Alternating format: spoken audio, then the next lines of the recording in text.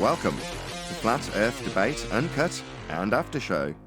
I'm your host Nathan Oakley, and if you are new to this channel, or you've not done so already, then be sure to subscribe, hit the bell notification icon and join button to become a Nathan Oakley 1980 channel member and keep up to date with the Flat Earth Debate.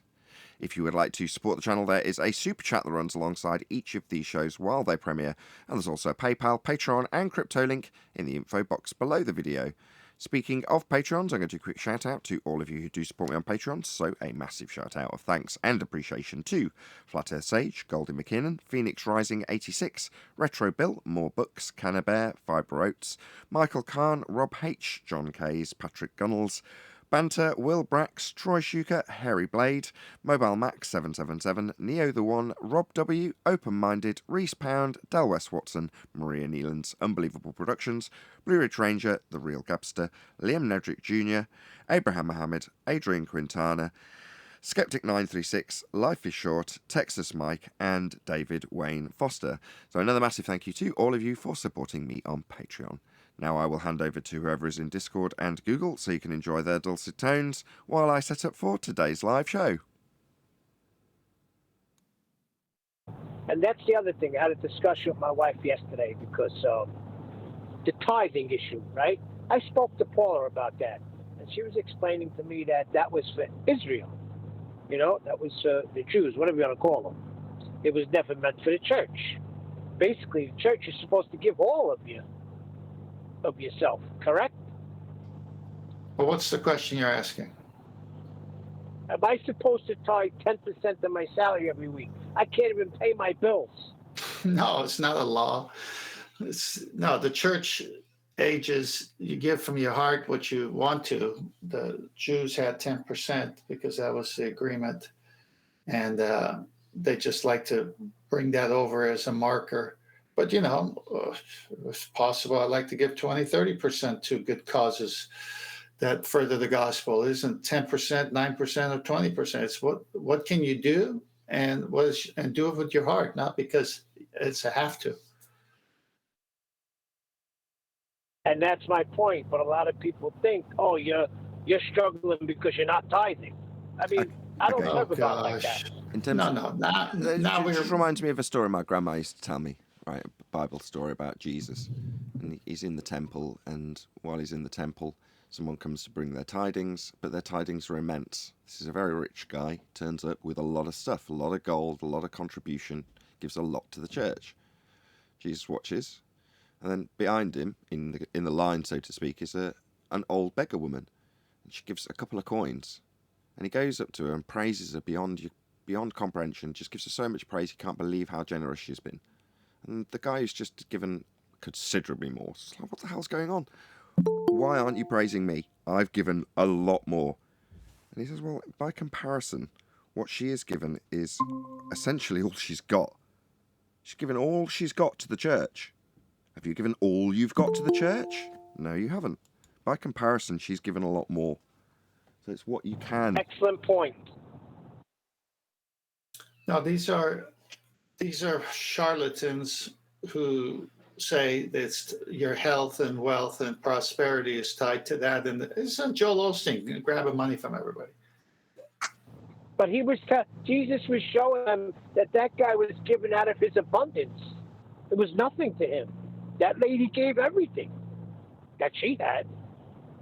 The point being that if you have your local church and they are in desperate need of a new roof, which is something quite commonly that occurs in this country, maybe not so much, but back when I was a kid, people were always stealing the lead from the church's roofs.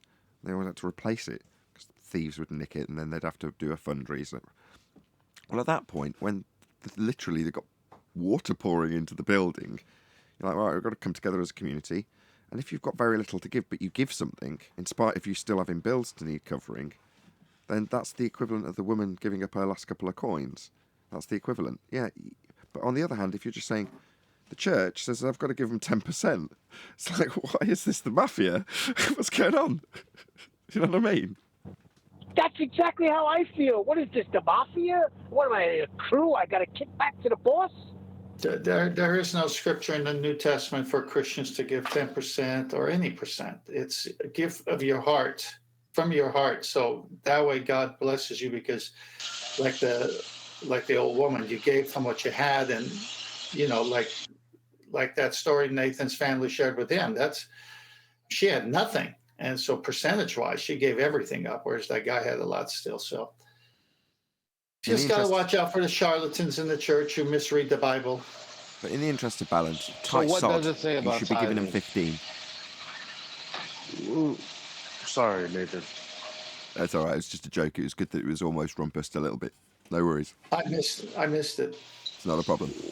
Okay. Yeah, it doesn't say What does it say about tithing? Because my very Christian, potentially new girlfriend is heavily into tithing for sure, because she believes it always comes back. And from the story she told me, it has. I'm trying to figure out why she would be doing that. Well, because that's what's taught. Okay, and then you just got to go to the original language and see what context it's talking. So for the Christian, there is no set rule, 10%. That was between the Jews and the agreement God had with the Jews. So now they want to transpose that over. Hey, if this is what he did with the children of Israel, why don't we do it? All right, no. Yeah, you could, but what if you can give 15? What if you can give 20%? Then do that. So there is no set limit, and you're not doing it to get things.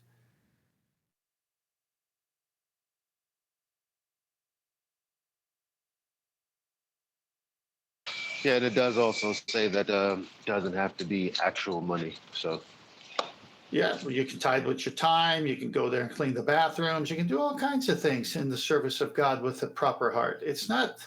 It's this modern day health, wealth, prosperity. Background noise. Neil, Sorry. while we're discussing you with thank sympathy, can you God at it least wasn't me. read? I helped you out, Eli. I did that deliberately. That was great, Eli. Hey, I literally didn't even hit the button. I had my finger close to it because I wanted to say something. I suggest And you then I spend the looked next up at 5 minutes traffic. justifying the interruption with more interruption. I was just making a point how the thing picked up my... I wasn't even on it and it went off mute.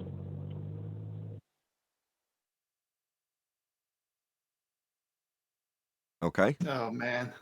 Okay, speaking of tidings and generosity, have you guys been watching Flatside stream? I caught some of it. I've had a busy weekend. What's Some going of on it. there? How much of it? Heard about it. Just the title, and then just scan through a little bit, but not much to get it all. Any impressions of the quality of the stream?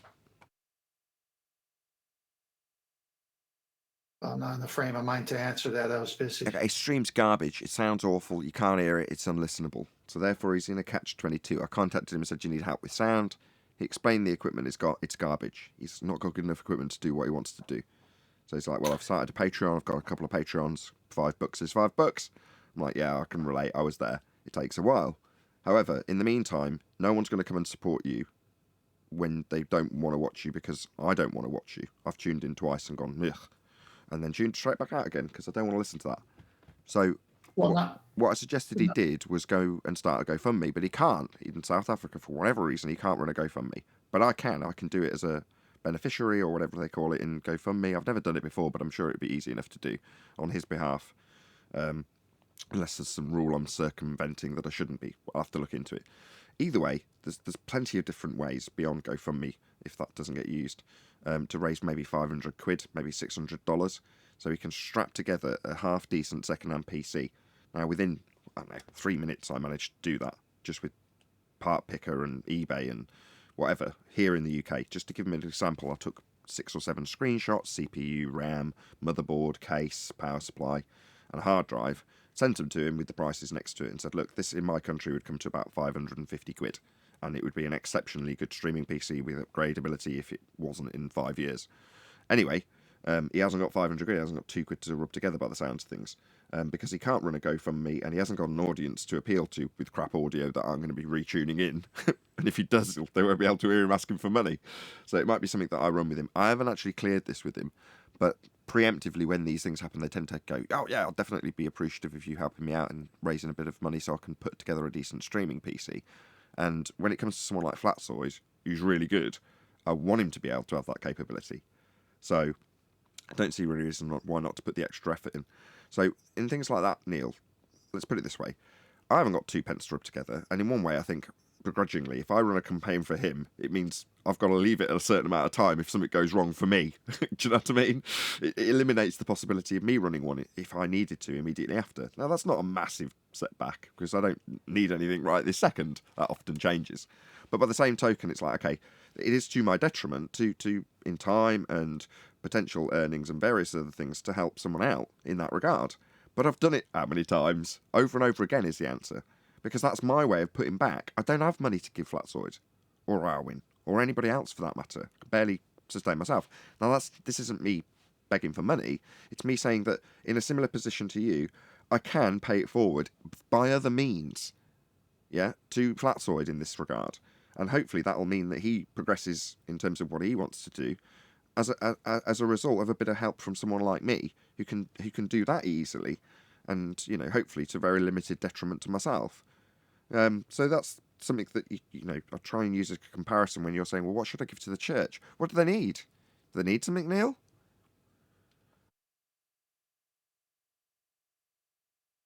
You gone? No, they don't need anything. They're a well-to-do church. Okay. Well, it's a two-way street with the church. You gotta remember, if you're in dire need, you can approach them. I'm giving you 10% for however long. Now I'm screwed for this, that, and the other reason my car's buggered. I need money. You've got some and I haven't. Can I have some? And if they tell you to sling your hook, maybe find a new church.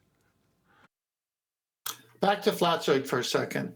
If he would just not play that hard music, then we can hear him. That part I do recall. All of that he can work on. No, his sound is awful. Nathan's right. I'm not saying it's not. I'm just saying it makes it more awful when you got all that banging music. Sure. But when he hasn't got the banging music, you can't hear him because it sounds so awful. I don't know if it's limited bandwidth or, based on what he's told me, it's limited. It's limitations of his hardware, and that's easily resolved with money, which I don't have. Time, I don't have either, but I can give up some of my time to help him gain some money from other people who are generous and have got more, hopefully, money than time, therefore can potentially spare some of their money. But they don't have the time to run around sorting him out PC components and saying this is what you can buy in South Africa secondhand, and this is the right MOBO, and this is the GPU that will allow you to encode on it, and blah, blah, blah, blah, blah, blah. People haven't got the time to do that, but they might be working a good stint of their day, so they've got enough money to be able to support him in his endeavour to go and achieve better streaming quality. So it's, it all goes around and comes around. Can I tell you a funny story what happened to me this weekend? It's real quick, like 30 seconds. So the AC in my house went out for the whole weekend. The car overheated, and my cable's been out since Friday. So they come yesterday to fix both things. AC got fixed, and just then the cable guy came in and fixed it. My car's another story. Within 30 seconds of them fixing everything, we had a power outage, and everything went out till like midnight. Let me Can get you it straight. believe that? You have air conditioning and cable. Boy, is that a prosperity? Yeah, we don't have that here. I can't afford cable, or I certainly can't afford air conditioning. Well, it comes with the unit. I mean, we rent a place and it has central air. Okay, Mr. Posh, with your rental unit that comes with aircon, okay. No. It's affordable income housing. It's for those that can't afford a house, but it's like sort of like I pay $800 a month, but I'm in the middle of nowhere. Okay, it's the equivalent of what we have here called council housing.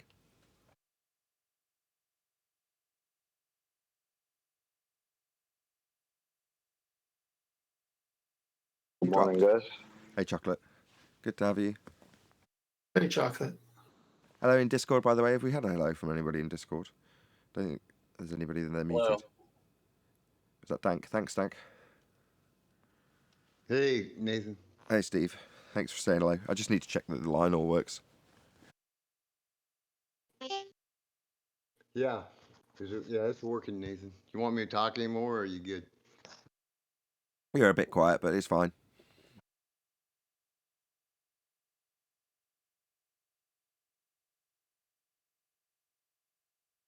Yeah, everything's working great. Thank you. Yep.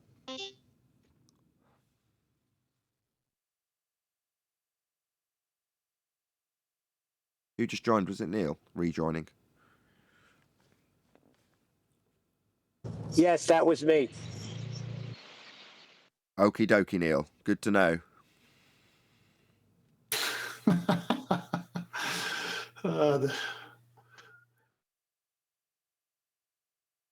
So how was the birthday? Yeah, it's very good. Lots of kiddies turned up to the trampolining. That's what you want. Any helium balloons? Helium balloons. We've got one massive one. My wife she's got a balloon woman that she uses each time they have a birthday or there's Christmas or something. We end up with a 6-foot balloon that's full of helium. So yes, right in front of me now, an enormous, great big 6. Which, by the way, in chat when you're doing your shows, there's this guy who came in first as Nathan Oakley, and now I think he's changed his name to Neil Dye. Okay. These guys are extreme anti-flat earthers. Yes, Oh, I have some sympathy. They're in pain. Yeah, they are in pain. That's right. Concerned with us to the point where they want to be us. Well, I they're don't get it. heretics. It's sad, really. And they're but stuck with fine. us. Oh, also, Divergent Droid, what an amazing moderator. So he's there all the time. He's always shouting out the show and just promoting it and stuff. I mean, I've never seen anybody be so proactive, but just because they've got a spanner. But fantastic, marvellous guy. Shout out to you, Divergent Droid. But he got in touch with me and says, look, this guy in the chat is basically all but admitted to spamming you with fake likes. And then he's posted me the full stream of chat from a guy that's basically saying, watch the likes go up. Want to see more? Etc, etc. You're like, oh, so some guy out there is basically buying fake likes and sticking them on my show. Why? I don't know. Makes absolutely no sense to me whatsoever why some idiot would want to spend their money on fake like spamming my show. But they are. That's what they're doing, and they're admitting to it while they're doing it because they've got so brazen about it that they've decided, oh, I'm not getting enough reaction. Well, hopefully this is a satisfactory reaction. You idiot who wants to spend money on that. When they don't have any debate points to talk about, I guess they have to do something. But why like spam? I don't get it. It's just the stupidest thing I've ever seen. It's obvious to blame you for it later and not him, but he got caught. Is that it? So, like spam me, spending their hard-earned money, so they can say, look, he's buying likes. When they know they're the ones doing it. It's absolutely pathetic. No, it's definitely a guy that has money, because nobody that works hard for a living is going to do that. So he needs to spend his money. How frivolous. I'm sure Nathan would rather him do it in the super chat. Oh yeah, but they don't want to support me. You know, I think it's more that the only thing that I could logically think of, John, that would be a reason behind it is to say, look, I'm spending money, but it's on something so pointless. You're not getting it. It's just going on something stupid. And that's the only logic I could think of. John, you sound great, by the way. Yes, you do. You do sound very super crisp. My car got stolen and I almost lost my job over it before I started, but Your car got stolen? No way. Right out of my driveway. Why can't somebody steal my car? Millennium burglary. They broke in and got the keys then? I was working on I was doing a tune-up on it, and I left the keys in the floorboard of the other vehicle. But it was parked in front, or it was parked behind that vehicle. And they just shopped around and looked real good and found them and drove off with it. Heartbreaking. What kind of car was it? 99 BMW, 825i. 825i. Oh, nice.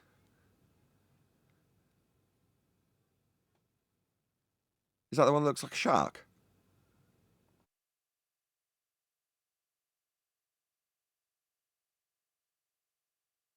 No, it's a sedan. Oh, okay. A big sedan.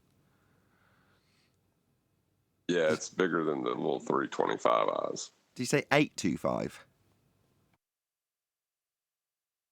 528. I'm sorry. I'm getting it backwards. 528. Okay, now I know what it is. It's a straight 6. 5 Series from 99. Boxy looking thing. But it's a nice car. Very nice car. Heartbreaking. Yeah, I'm sure you wouldn't want to see it go. So you say you nearly lost your job over that? Because presumably you couldn't get there.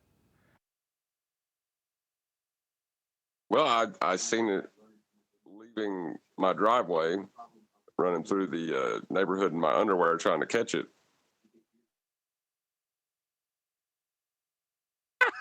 Are you serious? You were running after the guy? Yep, barefoot in my underwear. If I'd have caught him, I'd have killed him. Well, that's why God didn't allow you to catch him. Whatever. Don't don't do that. The guy's probably reeling from the loss of his sentimentally very valuable car.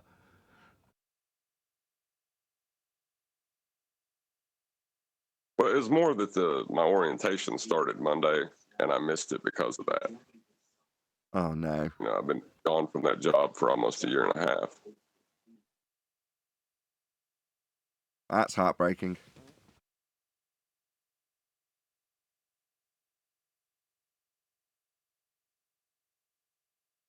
Presumably they understood when you showed them police reports and stuff today.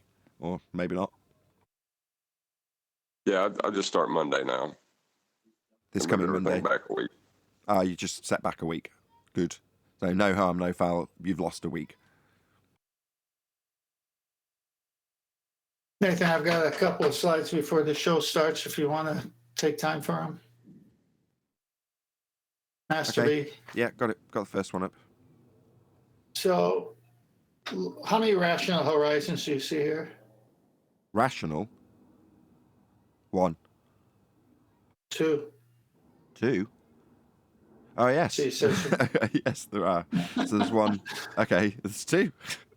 well, What? that could be 3, 4, 5, anywhere. Someone's on top of the circle with a sensible horizon. The rational must follow with a 90 degree. You with me? No, but yes.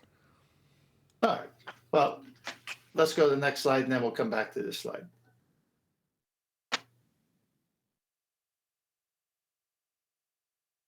Okay. Do you see the center of the earth there?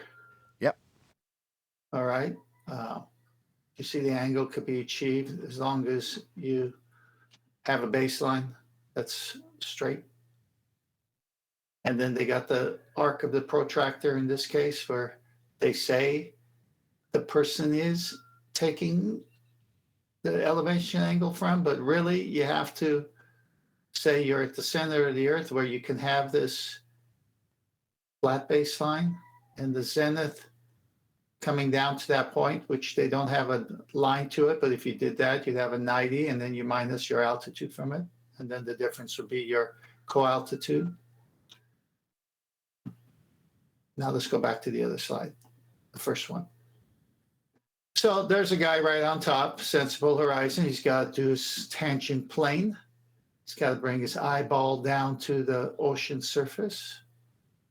And he's got to match that rational horizon directly under him, 4,000 miles away, basically. And he's got to say, I'm getting my angle from here, but it's really from the center. Forget that bottom half. Now, if you go to the other guy, he's on this side of this presupposed globe, and his zenith goes to the center. And so that rational horizon has to follow in suit because he's got to achieve a 90 if he's going to take the measurement from the center. They're trying to get this 90 at the top. And that's why that one slide with the boat in the right angle triangle, elevation angle measurement is wobbling, teeter-tottering on the globe, you know, the one I'm referring to? Yeah, with the giant triangle teeter-tottering. Yeah, so just imagine that here on top. That's the same problem they got. so let's assume, just for argument's sake, that the guy on the left is a star, and the guy on top is the actual observer. He needs a tangent plane, but that star also needs a tangent plane. What happens when those two tangent planes cross? Does that look like a real measurement?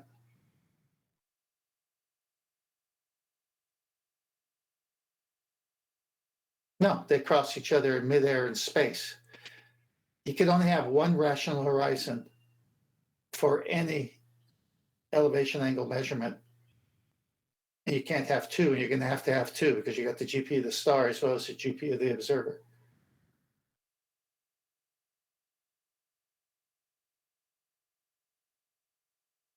Do you see a problem here?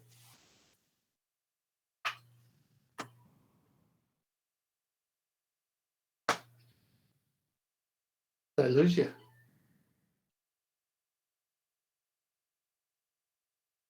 Hello? I think he stepped away while you were doing this, Tim. Oh, okay. I'm glad somebody's talking. Do you see it? I just stepped back. I'm sorry, sir. Hold on a second. Sorry. I'll go look.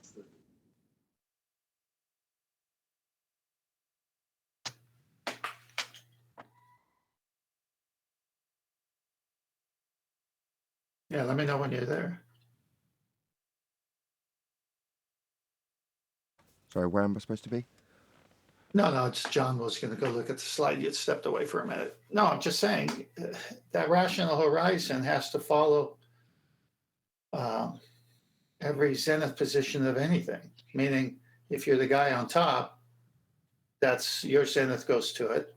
But the guy on the left, his zenith goes to it. But the rational horizon has to also adjust for him. So if you just say that guy on the left is really the zenith of a star that you're sighting, being the guy on the right, they both have to go to the center of the earth. Now, you can't get an angle from the way this is drawn unless the angle is measured from the center of the earth. So put your eyeball right at the center of the earth on that dot where everything meets. Now you can have your zenith and an angle to the star or sun, in this case, this other guy, and you have a flat baseline. It's all done on a flat plane. They just drew a circle around it and put all these stupid sensible horizons up there. We only have one horizon, and the horizon in the begging the question proof of nothing perspective hijacking Earth curve calculator is the geometric horizon. And it's not even marked on this first diagram.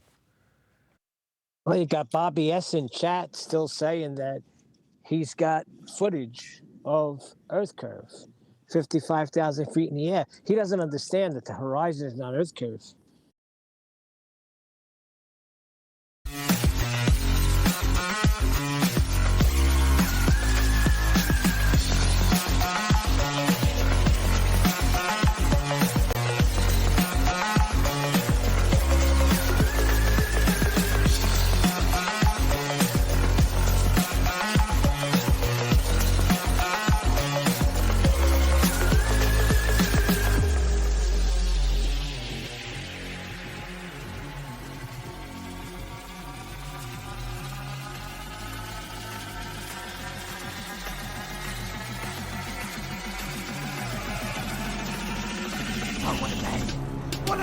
Welcome to Flat Earth Debate Live. I'm your host, Nathan Oakley, and if you are new to this channel, or you've not done so already, then be sure to subscribe, hit the bell notification icon, and join button if you'd like to become a Nathan Oakley 1980 channel member and keep up to date with the Flat Earth Debate. If you would like to support the channel, there is a super chat that runs alongside each of these shows while they are live, and there's also a PayPal, Patreon, and crypto link in the info box below the video. Most importantly, if you'd like to join the show, simply mute the page you are currently watching, then click the link in the info box below this video to join the panel and express your views on the nature of Earth. If you do join, please don't swear. If you do, you'll be ejected, and if you are, please don't try to rejoin the stream using sock accounts. You'll be warmly welcome back on the next stream. Please also share the show on social media. Sharing the show obviously increases the live audience, but this in turn increases the chances of a more diverse panel, so please share the show on Facebook and Twitter. Now, we are joined by Neil, Chocolate Saying, Refracted Curvature, Eli, 10th Man, and a whole bunch of people in Discord. So welcome one and all. Good morning. Good morning. Hey, good morning. Not really. I got an eyelash in my eye right in the middle of that intro. The horizon is not Earth Better out curve. this out quick. I'm going to start twitching badly. Other than that, great day. Yeah, really good start. Good to have you all in Discord. You got Tourette's all of a sudden? What's going I on? was twitching away. I was like, I can control this. I can keep this. I can hold it till the end of the intro. I've got it out now. It's okay. Hi, Erwin. What's going on? Hey, Erwin. Good to have you. Yeah, eyelash-related problems. Nothing serious. Oh, okay. Good show He today, took care Erwin. of. Managed to tune in today. Yeah, welcome back. I have been tuning in. I just haven't been saying hello. So believe it or not, I have been tuning into your show. I just haven't been in the live chat. So if I've been out on my... No, I saw you. I saw you pop up. I take note of that. Oh, but I meant like in relation to yesterday. Welcome back. Oh, right. Yeah, it was my daughter's birthday. So happy birthday, Eleanor, for yesterday. Hope it was a fun day. Yeah, kids' parties and seeing family is always nice. No complaints, nice and relaxed. It's essentially a day off for me. So I'm not complaining. Not that I don't like what I do. I love what I do. Really happy to be here. Joyful as ever. Refreshed as opposed to not happy to be here, which I am. Should we do a bit of housekeeping? Let's do it. Any evidence of a physical geometric sphere-edge horizon, formerly known as the curve of the Earth? At any altitude, we're talking about Earth curve as the horizon.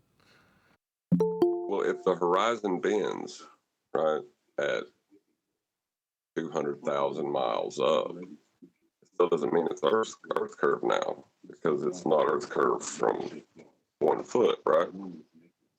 The horizon in the heliocentric model is supposed to be Earth curve at any distance always.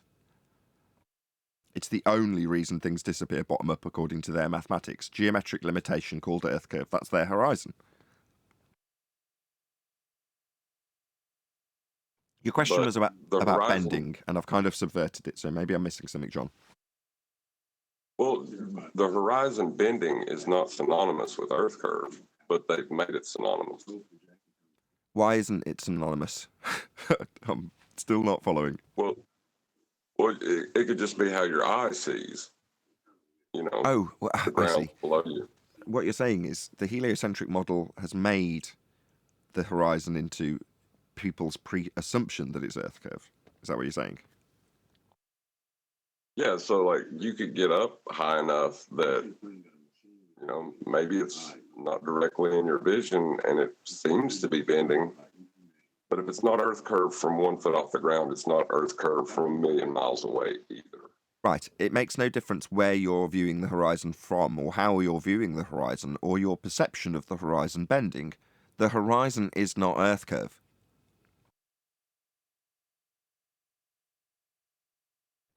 Any evidence of axial rotation of the Earth-based variety? Good morning, Adam. It's actually afternoon here, but... Good afternoon, guys. Hope you had a nice day yesterday, Nathan. It was lovely. Trampolining with sprogs. 10 of them.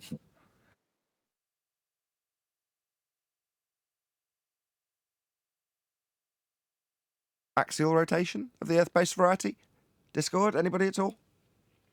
Don't be shy.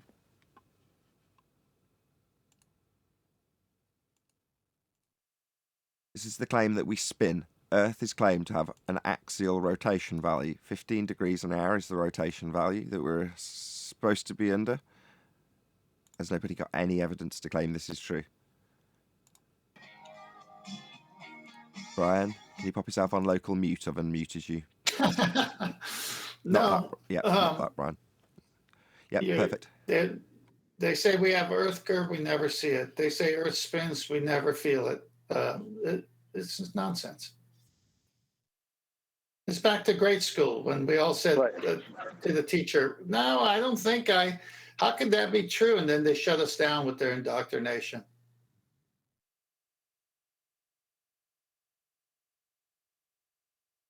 Did someone want to add something from Discord? Did I Did I hear something?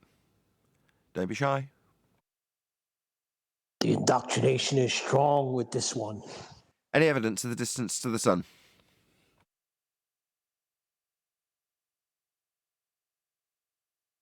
No. I sent a little video in Master B. Did anybody watch it? Yes, I did, and it was annoying. It was an advert that twisted true Christian values with scripture quoted and cited alongside heliocentric rhetoric. It was really in your face. It did make me chuckle. I knew it would annoy you guys, but I thought it'd be I shouldn't really confess to that, should I? I didn't send it to annoy you. I didn't send it intentionally to annoy you, just so that's clear. No, it annoyed me when I first saw it last week, and I sent it to a few of my flat earth friends and said, see, this is what we're fighting, scientism in the church. So I've seen it already. But they're directly intertwined, which is why I thought it would make an interesting discussion point. Because to me, there's no shock. But as a Christian that doesn't share the Catholic, Christian, Roman Catholic Church values, it's a very interesting talking point. Let's just shout out Jardu, then we'll get into it, right? The sun is exactly double the distance as it is from half the distance from the observer. Spot on. That's mathematically correct. What? I was about to say, what the hell are you talking about? Glad maths expert Adam's here. It's double half the distance. Hold on, I'll just shout him thanks. Hold on. Jardu, I had no idea what that meant, and I wouldn't have understood it. Glad Adam's here. Thank you for the super chat. Go ahead, Adam. Yeah, it's like 1 divided by 2 times 2 is 1, isn't it? That's what he's done there. So. Not wrong. It's just scalar. Is this a clever maths joke that I don't understand because I'm clearly mathematically illiterate? No, the sun is exactly double the distance as it is from half the distance from the observer.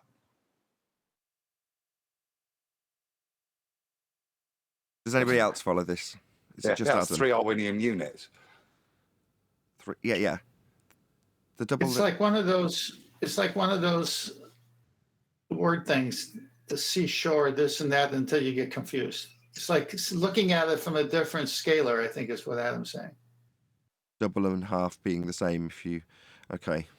I kind of scale, follow. Isn't it? There's no units there. You could be anything. That's why I said it's exactly 3 Arwinian units, which is double the distance from the observer halfway to the sun.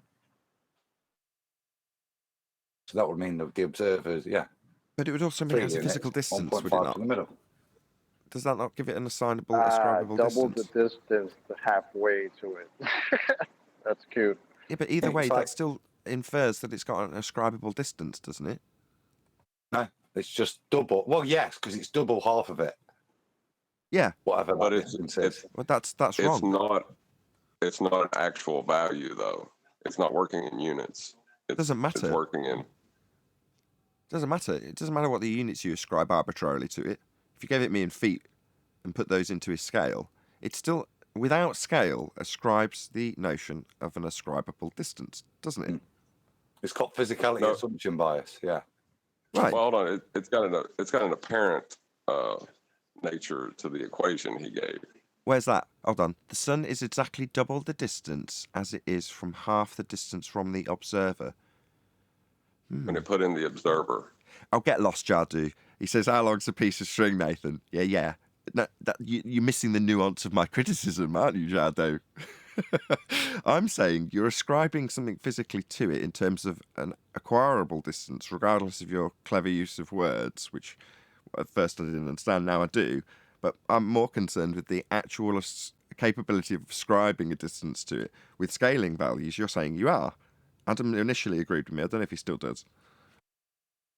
I think I'm with you now. I've changed. It's not good anymore because it is, like I said, it's physicality assumption bias now. So it is assuming that there is a distance to it, which is exactly what the heliocentric model does with scaling, doesn't it? Again, it's there's a distance. No, just while, because he's paid for it. Not that I'm going to deny him what he got. You know, I am too slow when it comes to maths. So, you know, you did immediately catch me out with something that I didn't understand. I'm not going to deny it that you did catch me out. You did. You know, I didn't get it. I'm not going to lie. But once I did, which took a while, I'm not going to lie, I now I'm looking at the physical assumption bias. That was the term I was searching for. Arwin's not. Is he here? Well, I don't know why he hasn't piped up on I've this. said it twice to try and trigger him, but yeah, I'm surprised he hasn't obviously said not something. here. And Arwinian units. I thought that would get him up. I just assumed he wasn't here as he didn't say anything. Well, let me attack that then. Go ahead. If we assume that if physical is outside of the mind, are you saying the sun exists within the mind? He's not. He hasn't given enough information to deny a physical assumption bias in his super chat. But what you're now saying is, if we take that and expand it into perception or physicality, in general, for anyone who doesn't think that there isn't like a sun there somewhere, like there is no distance, like just because we don't know it, that's crazy. Is that what you're saying, John? Because that's what I'm saying. Well, no, what I'm saying is to say it's a physicality assumption bias, right? Is to assume that the way physical works is if it is existing outside the mind, then it's physical.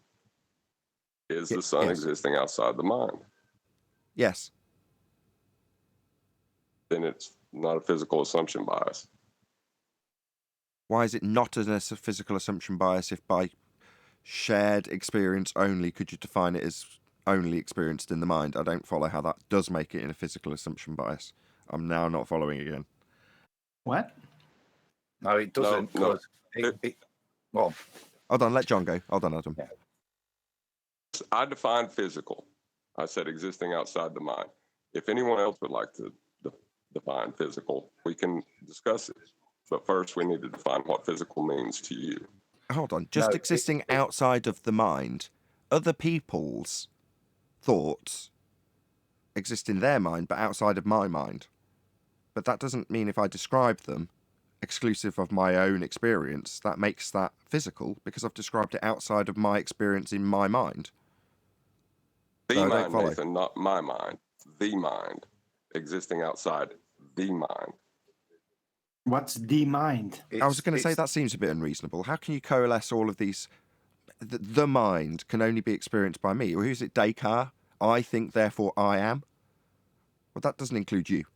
No offence. It's not so much. Excuse me. The physical assumption of it. It's apparent position that you're ascribing the physicality assumption bias to. That's a much better way to put it. It's not physical. You're just saying the location. Go on, Adam. Let me finish. That's exactly what I meant, Adam. Yes, please repeat that. So it's not to say that its location is apparent. That's not to say it doesn't have one. It doesn't have a distance to. But the physicality assumption is that where we see it and the size we see it relates to its physicality and location. Right. Now, let's say that I'm looking at it at a specific position, you're looking at it at a specific position, and we're in different positions. The fact that he added observer into his equation means it's an apparent equation as a scalar.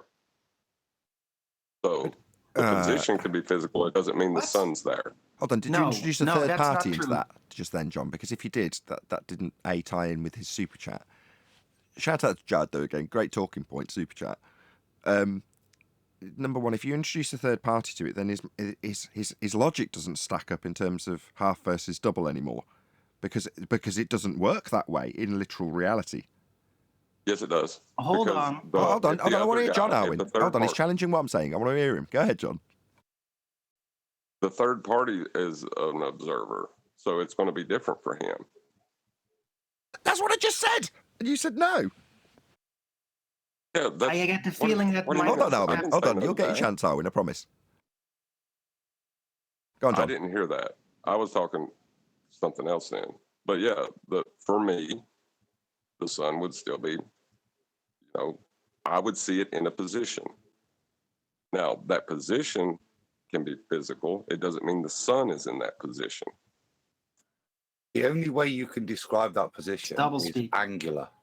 So you can't ascribe a position.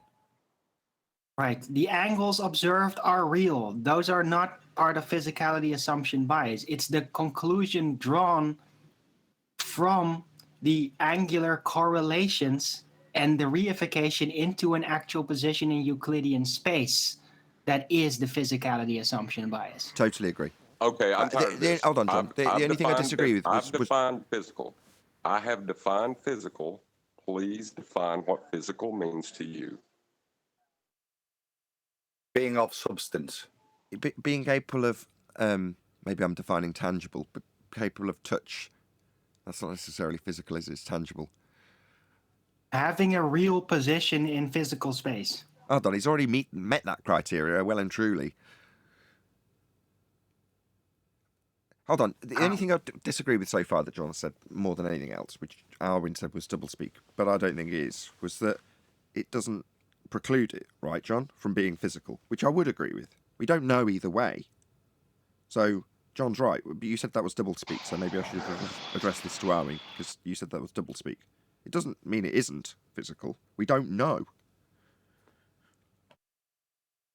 To draw a conclusion only on angular correlations. Hold on, Eli, you're next. Go ahead, Arwin. It's just that the drawing of conclusion based only on angular correlations into a physical object in specific location in space, that's just all assumption. That's part of the physicality assumption. Again, I totally agree. Based on what we have, we haven't got enough to say it is. So no, it's totally deficient in that regard. Once you can, I'd just be repeating what you said in terms of the angles are real. You can take an angle, that's what you've got. You can write it down. It is what it is to that body in the sky if we're talking about the sun.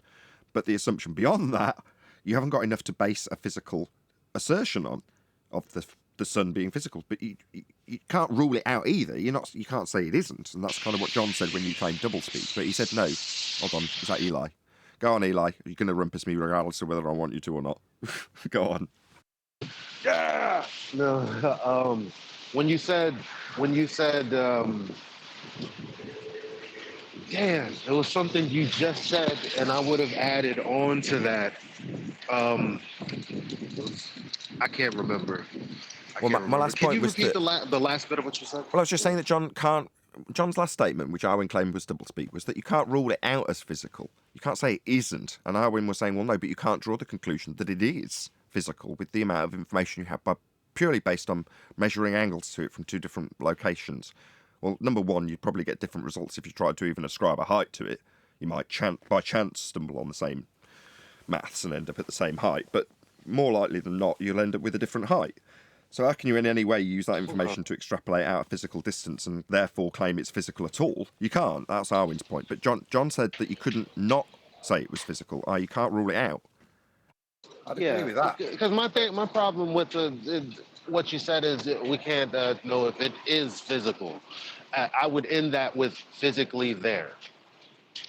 Because that seems more appropriate than to say that something that we experience, we don't know if it's like an actual thing or not. Like, it's a thing. We just don't know where it is, what it is. It could be a glare, it could be a reflection, it could be something totally different. Well, with that sentiment in mind, another shout out to Jardo. Let's just bring up his super chat on screen so you can see it in the audience. He says, as he tries to bring the chat up at the same time, my 1/1/1 presupposition cannot be disputed in any of the literal, physical, or non-physical, full stop. It is what it is. Beautifully said, Jardo. You're on fine form. Thanks for the super chat. Any more on the sun? Yeah, just to back it. It's over there. Both. Well, the statement from Arwen and what we use is it's a physicality assumption bias. It's not to say it's not physical. It's just to say whenever we view this, we apply a physicality bias, even though it's not provable or disprovable. We should consider both, but in most cases, we always assume physicality bias. Correct. Well, I would like to add on just one thing, just real quick. Where in his equation he gave did he give physical?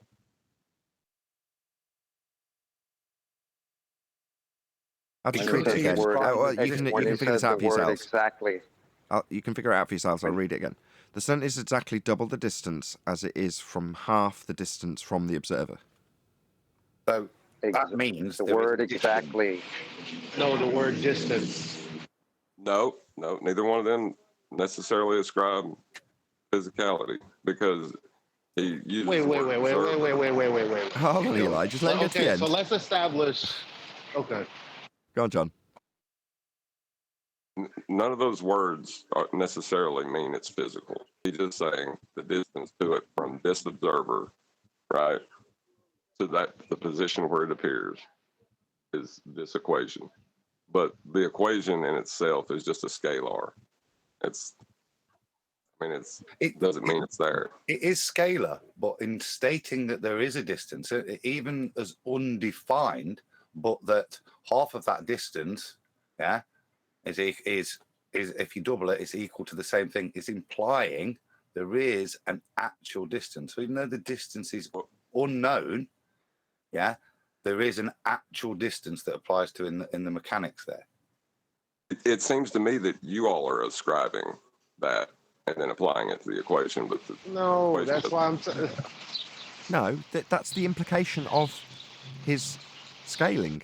That's the implication that it's got a physical distance ascribable because of his scaling that he's saying he can measure. That's the implication, not our extrapolation. Well, see, the thing is to that observer, that's what distance it appears to be to him. And it doesn't matter which observer looks at it, that's going to be the equation that works for them. But that doesn't mean that equation, it's just a language trick. There's only one observer in the equation.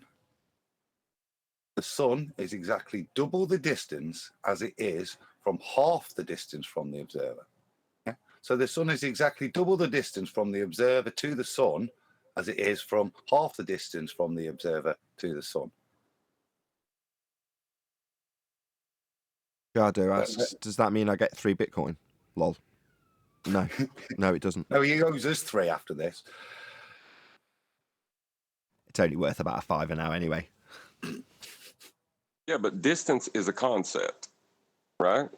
That's something. No. Yeah, it is. No. Measurement. No, it's not. Yeah, the concept of distance. Yeah. No, it's I mean, not. you can apply Like, it. that's You have to apply it in units. You have to apply Okay, it but in units. no, something physically has the distance when you measure it. What are you talking about? When you apply units, right? No, when you figure out when you figure out how exactly you're gonna like what unit of measure you're gonna use to determine what the distance is between you and a thing. You know it's a distance. You're just trying to figure out, okay, what language am I going to use to describe this distance? There is a distance. What? To the sun? There is no, Aaron, no. You're right, Eli. It's There is a space distance. conception. It's what conceptualization we're going to describe that distance in. Is space a conceptualization? Hold on, I think What I does follow that what have John's to- trying to say that's here. a Hold on. Let me non-sequitur. just see if I'm picking up what fake John's putting medium. down. What I think John's trying to put down is that until the point that we exercise his clever linguistics, there is no reification and there is no mathematics and there is no measurement. Therefore, there's no physical assumption bias. It's only upon us discussing it and employing his scalar do we reify it, and therefore we put the physical assumption bias into it. I think that's what John's putting down. If I'm wrong, just tell me. Well, as soon as somebody just the makes a language. That would claim be about John. an actual That would position, be John. Thank you. Yeah, it's just a language trick. It's a trick of language, and until we ascribe those meanings to it, it doesn't mean that. well, since I literally brought up the word physicality assumption bias originally, I'd like to make sure that the details of it are always cleared up, because it is a process in the mind, right? It's not as soon as your mind just says, look, because the angles line up over the terrain somehow visually, I am just going to draw the conclusion and reify that it is a position. Now, it doesn't have to spell that all out. They just say, oh, look, the angle lines up, so it is there, right? Yeah, as soon as they do that, physicality assumption bias has gotten the better of them, and they probably don't even realize it. Yeah, you're absolutely right, other than get the better of them. Well, I think what John's trying to say is this magic trick, which I'm sure now that he's mentioned it, I'll see it popping up all over the place, is a sort of, what's the term?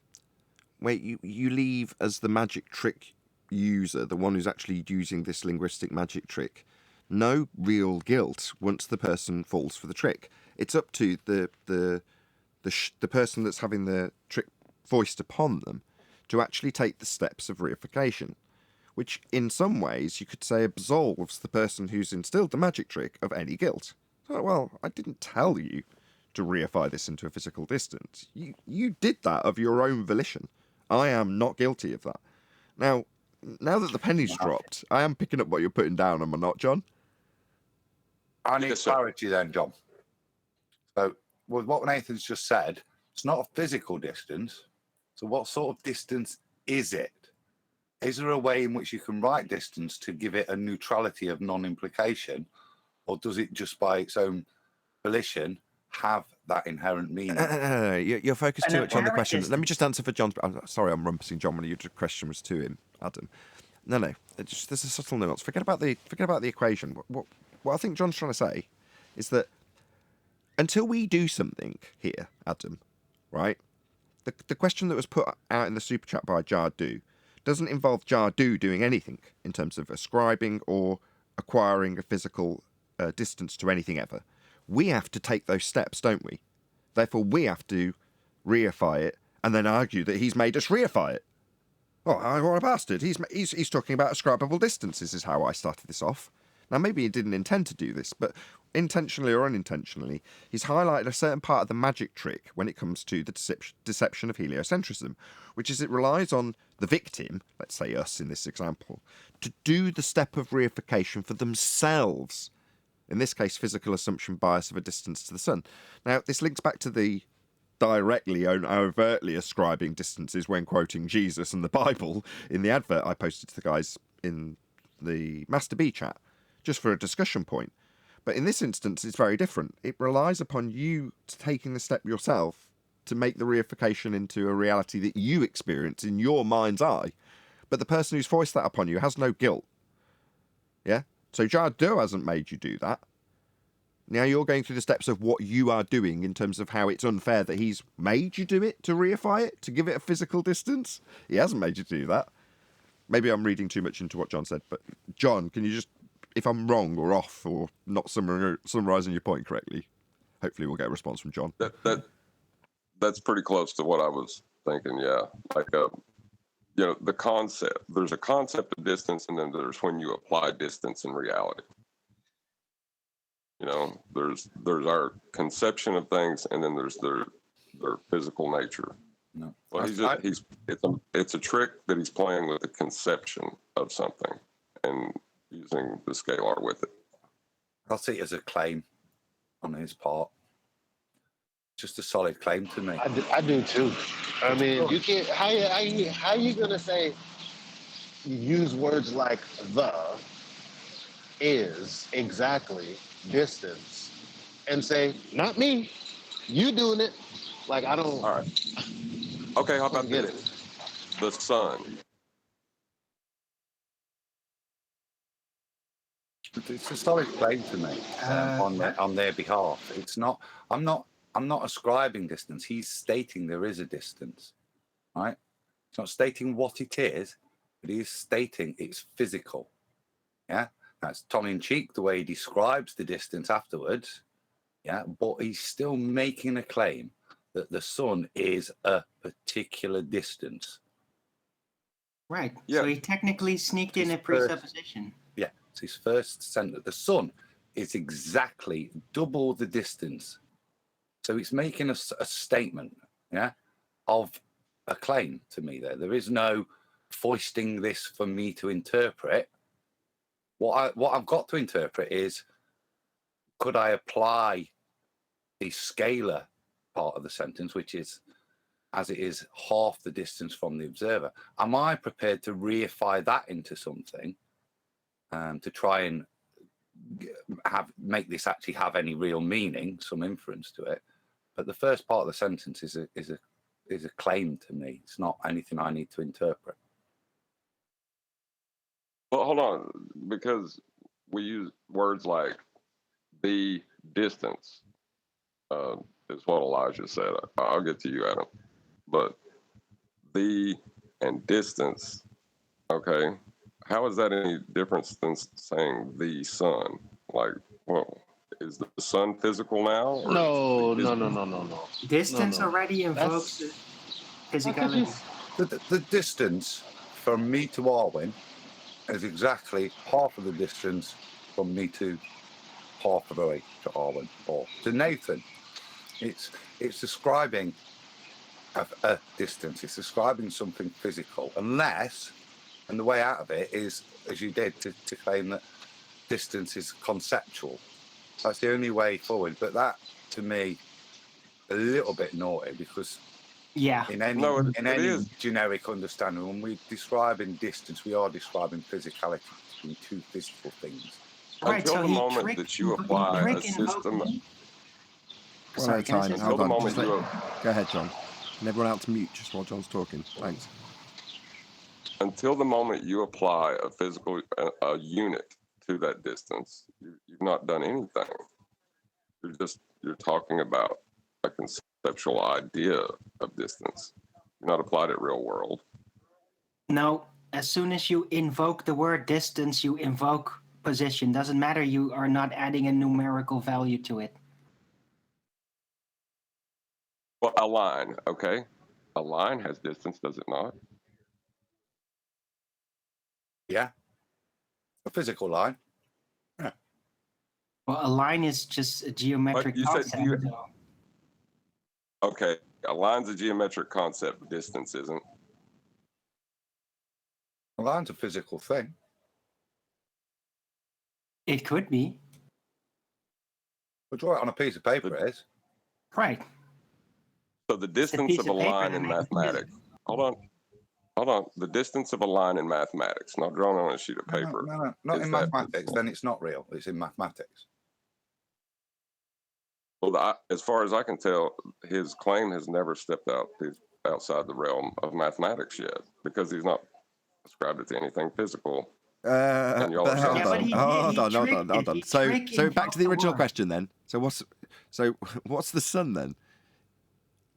We don't know, so we can't rule it either way. You've already disclaimed that right early on, John. You can't rule it out, but you can't say it is based on what we've got so far. One of the things is ascribable distance. That's what he's asserting. Therefore, I'm going to go with my original objection, which is basically what Adam said 3 minutes ago.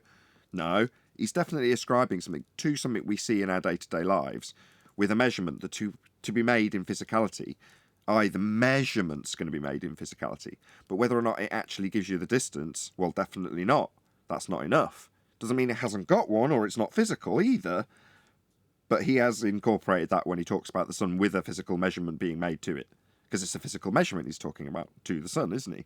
Half the distance versus double. No, he's talking about it's not a physical measurement he's talking about. Where in his super chat did he say take a physical measurement to the sun? Doesn't have to say the word physical. He just invoked it by, look, half the distance. If you double that, you have the distance. And then basically not making it involved anymore. That's a trick invocation. He invoked the distance, but not in a relevant way. So it was just a trick. Doesn't need to trick anybody. The words in English. Yeah, it would trick anybody. But if you're going to take it into mathematics, then he would have had to make the statement to the obvious to go against it and say this is within mathematics. But if you read the English, then unless you're going to ascribe different meanings to the word distance, to what it means to everybody, and the sun, when you're talking about it in this sentence, the English is quite clear. There's no trickery. It's a statement of fact that the distance between me and my microphone is exactly double what it is between me and halfway to my microphone. Okay. Well, this is one of the problems with the ambiguity of language. It's not ambiguous. That's what I'm saying. It's very clear. To make it ambiguous, you've got to put the other words in to allow it out of just reality. This is a physical reality statement, and there's nothing in there to say mathematically it's this, or you could calculate it like this. It's just a straight statement of fact between two things: the sun and the observer, me and my microphone. So the only other thing that's happening. Hold on, Eli. Once you've got Assume- your mic open, no one else is basically allowed to talk. So go ahead. No, I'm sorry. Go ahead, Adam. I thought you. That was, No, done, sorry, Rob. Off you go, mate. I want to say something. No, Eli. No, Eli. well, yeah. I just think that this is the problem with interpretation, where there doesn't need to be. So because there's not enough information, you're going to go ahead and insert information.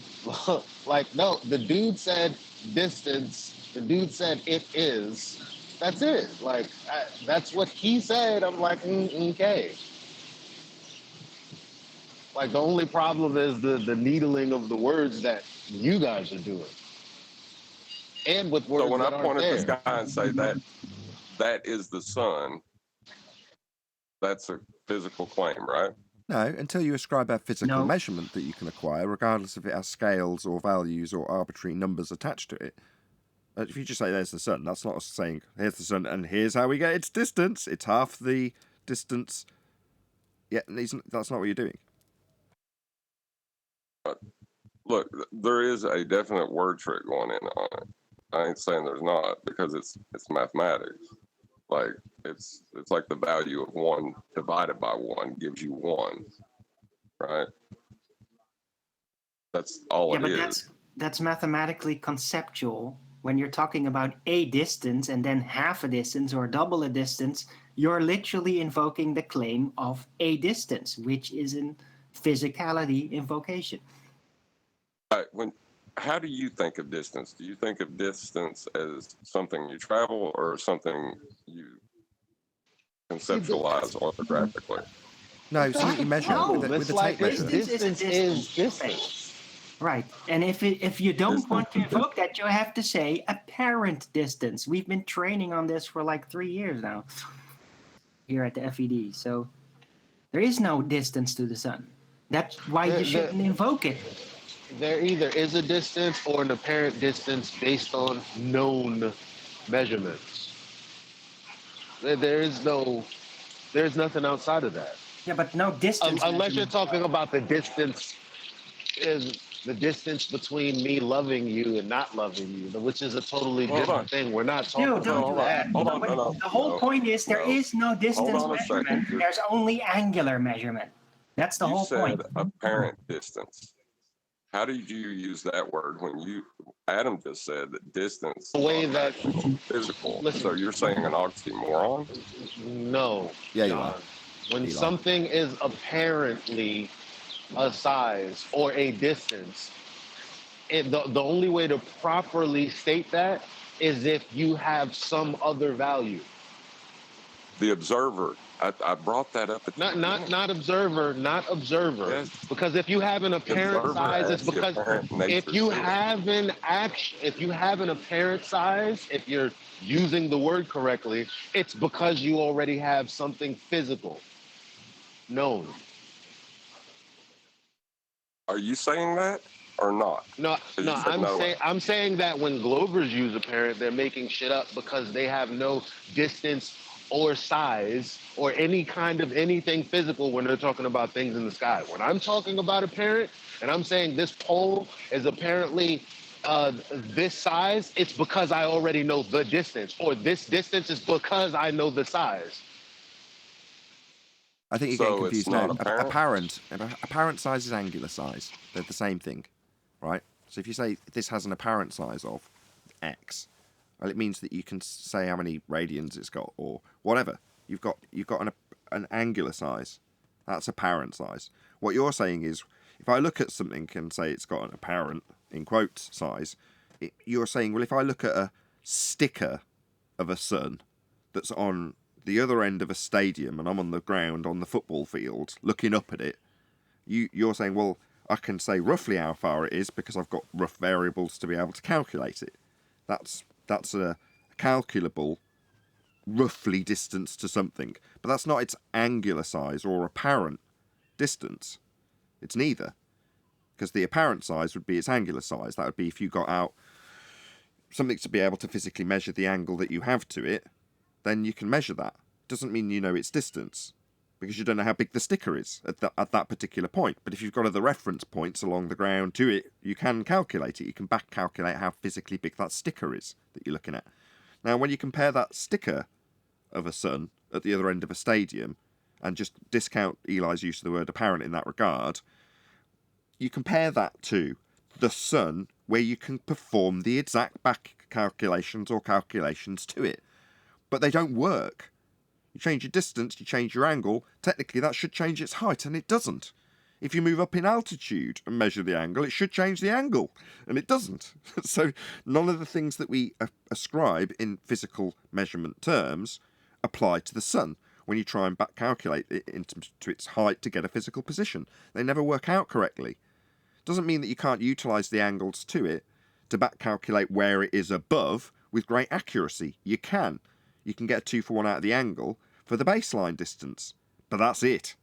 You can't use the hypotenuse to calculate the height, because it alters when you alter the angle. Therefore, any of the typically ascribable distance assertions, which when that super chat came in from Jardot, would be assumed by anybody who John is saying, well, that's just a verbal trick that you then have to fall for. Well, no, but in general terms, any reasonable common man would have that assumption when talking about measuring the distance to anything ever. But in the sun's case, it doesn't apply. So it's the exception to the rule where the trick comes in. So you can still call it a trick. We both get to win here, because it is, but only in respect to the sun, as opposed to anything else that you could measure ever on the ground, that you could just literally take a walk over to it with a tape measure in your hand and measure if you were right or not. I'm not going to argue it any further, but there was the word apparent distant used, like that grouping of words. Now, fair enough. Hopefully this has been the most value anybody's ever got out of a super chat ever. I was going to say, that was, for such an innocuous comment, it's... I was only making a joke, says Jardot. Yeah. He didn't, but I'm speaking for him. Those are the best jokes. Those are the jokes that make us think and that test our resolve. Apparently. Was my conclusion okay? When we're talking about measuring anything ever, we can just take a stroll over to it and confirm our measurements were correct. When we back engineered maybe the distance based on a few of the variables that we already had, well, we can feel very smart when we verify it. How do we verify it with the sun? We don't. Not only don't we do that, it doesn't work out correctly when we do the same thing from different distances, because you get different angles and therefore different heights. No, we just don't know. It just doesn't work out with those mathematics. Which means the sun, forbid me for being a little bit goosebumpy when I say this, is absolutely astonishing. It's the most amazing thing ever. Yeah, our sky is truly beautiful. Not only in what it looks like, but what it does. It's amazing. And we haven't got the vaguest clue why that is. We can use aspects of it to great effect. Very useful. But what it is and why it does it is beyond all of us. Now that makes me very happy. God's handiwork. You can call it God's handiwork if you will. I am just truly overwhelmed when I try and comprehend why it does what it does. It's amazing. And again, as a flat earther, I can look at it without any preconceived notions about what it must be in order to do that and just go, wow, that's cool. I'd love to know why it does that. I don't. And any of the current explanations that have been offered me definitely don't explain it in any consistent way that I would accept, because they've got flaws, and they shouldn't have if they're explaining it in any reasonable way. And they're not. So therefore, what are you left with? Well, a childlike wonder about what it is. That's about it. And a reasonable comprehension of how amazing it is to do what it does. But that's it. I think that's why they're jealous of us, actually, because we do have that childlike wonderment of the sky, and they don't. They're held to what they were told. Yeah, it's pretty sad. I do pity them in that regard. I think John also does. He's got too much empathy, if anything. But yeah, it's sad. It's sad that, you know, a lot of the potential for being inquisitive is robbed from you as a child. And certain aspects of the world, it's back to the Truman Show example when he sat in his school class asking about exploring. Well, that's a kind of childlike wonderment and inquisitive nature that's drilled out of him when she pulls down the map and tells him everything's already been found. Nothing for you to do. Oh, right, well, I'll get about my day filling this soda can machine or whatever it is that Truman does sell insurance. Yeah? Well, that's great if you need the world to keep going and people to keep buying insurance. Not so great if the person actually had or may have gone on to fulfill some desire in terms of exploration. That's robbed from us But all. that's why you have guys like Jem Panda out on a day when people are trying to spread truth, screaming in pain. It's because it's the biggest part of the deception. Most people don't want to admit that they've been fooled. And in terms of what else am I offering? Childlike wonderment? Well, that's not very good. Well, the people who are in charge think it's extremely important, to the point where they've locked down the notion of exploration of the sky, to the point where they give you constant narratives about what it is and isn't, in the form of NASA. Well, that's an expensive endeavour, so it's obviously important to give the general public some sort of idea about what the sky could be, with a rhetoric that says it is this. And they've been doing that through all of recorded history, because every religion has always pointed up and told people what's going on. That's kind of their MO, and that's how they control the people under their rule. But I think the Bible's the only one that says do not worship these things. I could be wrong. These things that are telling you what they are. Yeah, the lights in the sky. Yeah, you're wrong, Neil. Well, it's just like don't regard them as God, the creator themselves, because they are so mystifying, right? And that mystery leads you to think like, wow, it's so complicated, it must be God. That is something that might happen. I think it's pointing at that. No, there's people worshiping the sun and the moon.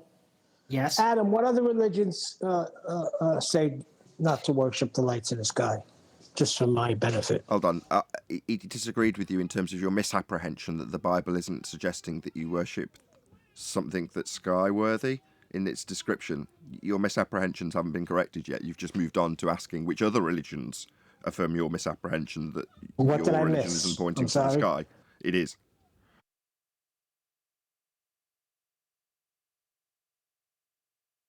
Where does the Bible say that you should worship the sky? I missed that. The Bible doesn't say. It says do not worship these things. What's God got his feet up on, according to the Bible? What's God got his feet up on exactly? Footstool, earth. What's that? Oh, really? The sky. Oh, really? That's fascinating. Sorry, what were you asking again, John? Are you worshipping a footstool? I don't know. Does that sky that is a footstool got God's feet up on it? No, the Bible says don't worship creation, but the Creator. The guy with his feet up on the sky. No, but I'm specifically talking about in Scripture where it says do not worship the lights in the sky. Let me find it. The lights in the sky with God's feet on them.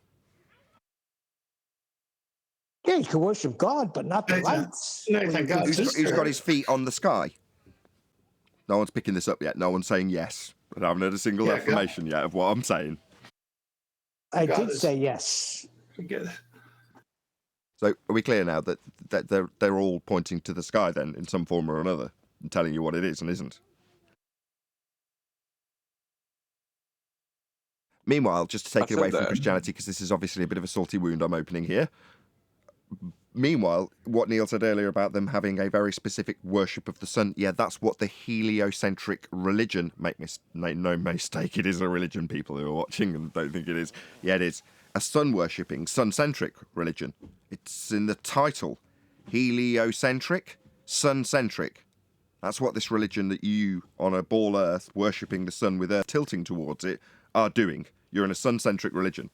Shout out again to Jardo, who's given me 4 super chats so far. You all failed. I win. The sun could be anywhere, but my equation will always work, says Jardo. Thank you very much for the super chat.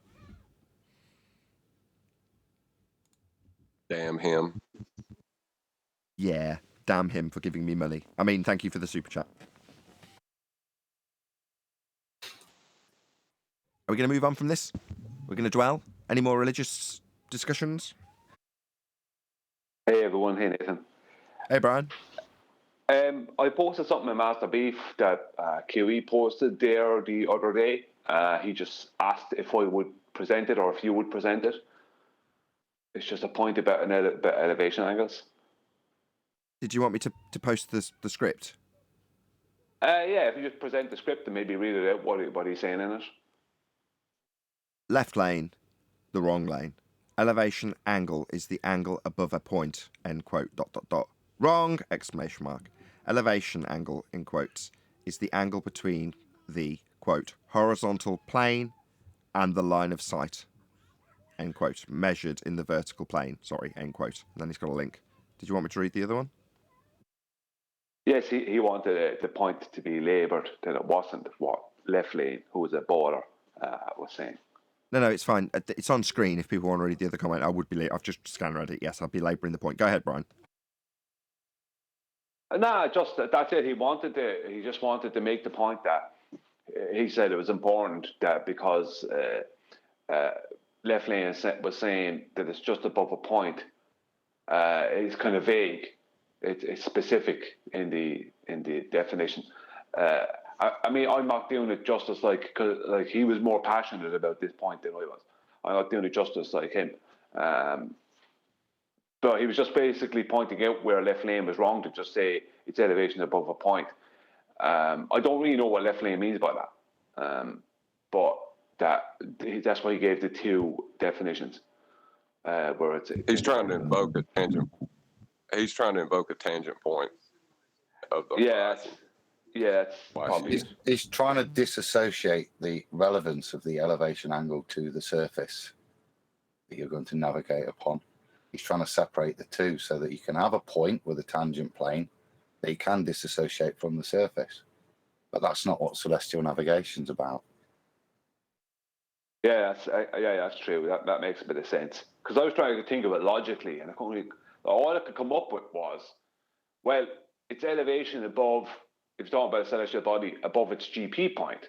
But that puts the GP point in the horizontal, in a horizontal line with the horizon. But that's not what he was talking about. That's not what left lane's talking about, obviously. Because that would be completely debunking the globe. You know what I mean? Within his statement. So it must be above a tangent point. What's GP? Begging the question. What's GP? Geographical position. Oh, no, it can't be what he's talking about. They're not talking about the ground. No, that he must be talking about it. Because I actually, would you believe, just till Adam and John said there, I never even thought of it. Yeah, he's talking about a tangent point. Because they always have to keep on avoiding reality, don't they? They're always begging the question secretly these days. They never say it. They're always secretly begging the question. So that must be what he's talking about, above a tangent point. What's a tangent point? It's a tangent to something, isn't it? What's a tangent to? You know, a geometric horizon, whatever, you know. When you're done, can I read something, Nathan?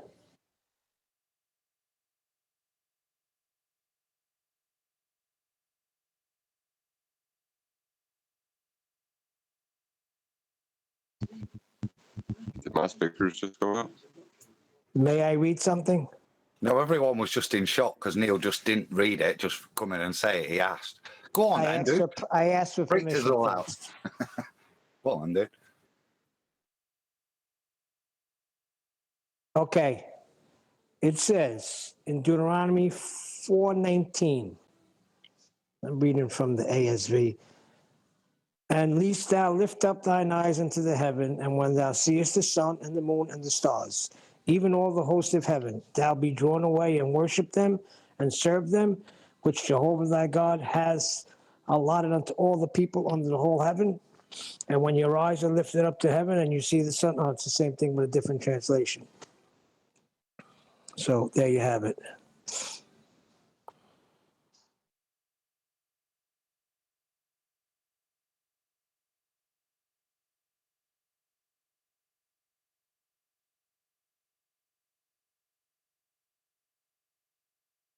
And am I coming in? Yeah, just put it on screen, people. So, unless thou lift up thine eyes unto heaven, and when thou seest the sun and the moon and the stars, even all the hosts of heaven, shouldest be driven to worship them and serve them, which the Lord thy God hath divided unto all nations under the whole heaven,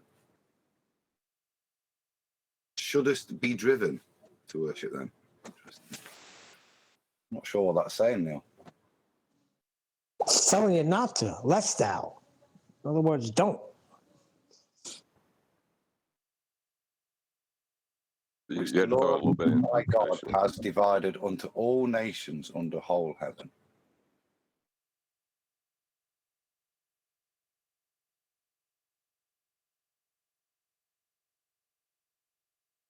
Okay. Another translation says, don't be seduced. And when you look up into the sky and see the sun, moon, and stars, all the forces of heaven, don't be seduced into worshiping them.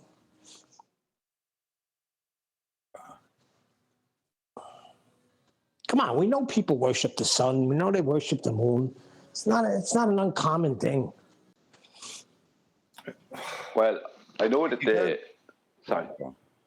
I was just going to say, I know that the Celts and the ancient Japanese, they were sometimes called as sun worshippers, but they weren't worshipping the sun. They saw the sun as the biggest representation of God. Exactly. So that's why. That's the same for the Jews. So if you look at really old, I think it's the Uncut synagogues, a lot of the old stuff will have the zodiac in, and Sol Invicta, a kind of chariot riding, looks a bit like Jesus on a chariot in the center with the sun. But even in Judaic there, it's you can't deny the sun. God created it, its power it brings and what it brings.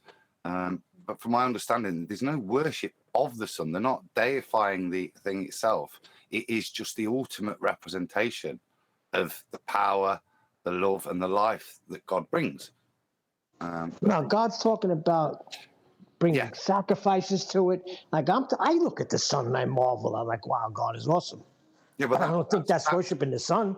That's why, so when you see pictures of that, people would, is there sun worship going off there? No, but there's still recognition of its symbolic nature of God's power. So the same with Christianity and Islam as well. And I said same.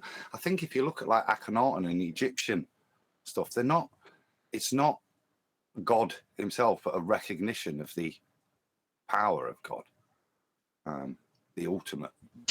Yeah, but what about when they bring the feast of the harvest and they put it and they offer it up to the sun? Then that's worshiping the sun. I'm not sure what you're referring to there, Neil, but you sure you're not thinking of the Wicker Man? Whatever religion it is. Well, you're bringing offerings to worship to the sun. Interpretation will always try and paganize it, won't it, into idolatry? But maybe, I think, let's say if you probably look and ask those individuals, they might not be making that a particular god per se. That's not to say if you look at Greco-Roman stuff. Yeah. So in this case, you've got the gods are signified in the stars. And again, I don't think they're there to worship. As I remember it's like when Caesar isn't a god until he dies. And if he was a just Caesar and ruled well, he would then be given a star in the skies to be remembered by. They are then deified in their way, but they're little g gods, aren't they? They still sit under. But I don't, with maybe the exception of the wandering planets, the main Jupiter, Mars, etc. I don't think there's worship even by the Greco-Romans, just recognition. And with that, I'm going to say if you are watching this on either Nathan Oakley 1980 or Nathan Oakley premiering streams, then stay tuned as there will be an after show to follow.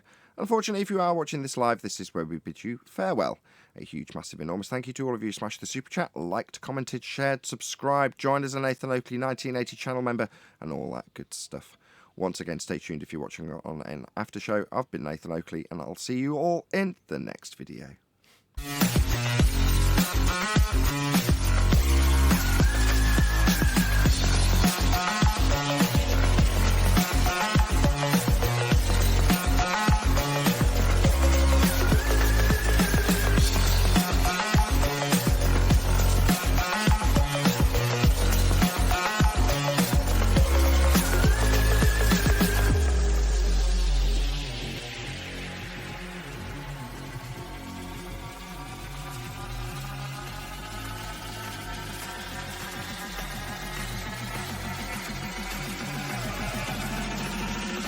along with me. What a lovely day!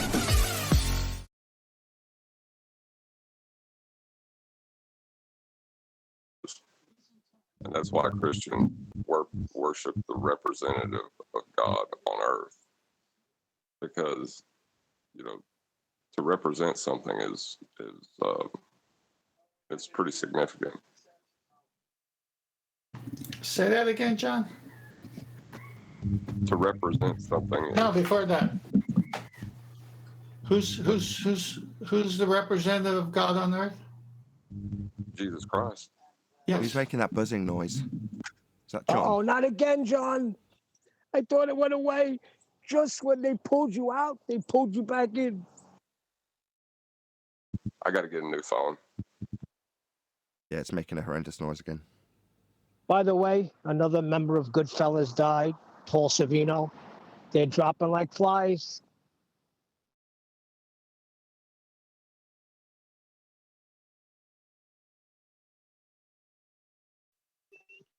Isn't that because they're like all really old? Paul Sorvino was God in the Devil Carnival. He was Big Paulie. Just saying.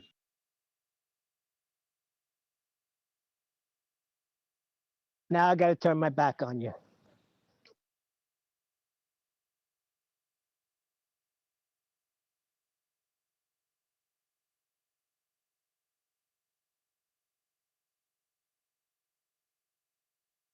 Which, by the way, speaking of the heavens, the other night I heard the loudest clap of thunder I've ever heard in my 57 years of being on this plane of Earth.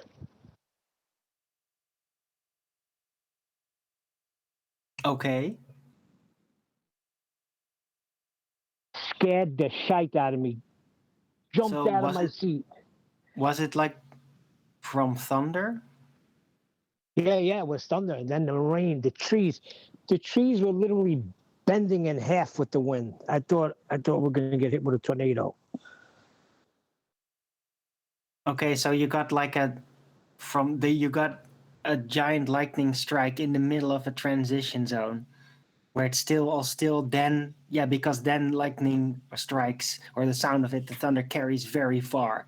As soon as the wind picks up, it dies down a bit, but yeah, that'll be loud. It was, I mean, I've heard loud thunder, but this was extremely, I mean, holy shit. I jumped out of my seat. Right, because the air was still probably when it happened.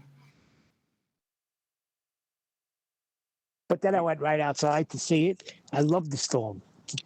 Just watch the thunder and lightning and the winds blow until, you know, if I see like cars flying, I'm getting flat.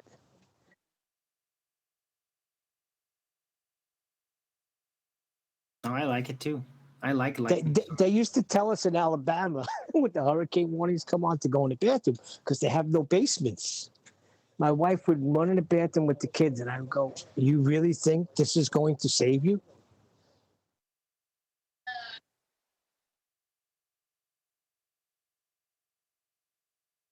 Put them in the bathroom.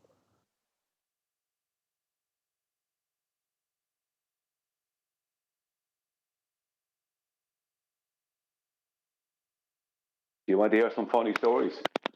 Absolutely, because it's dead silent.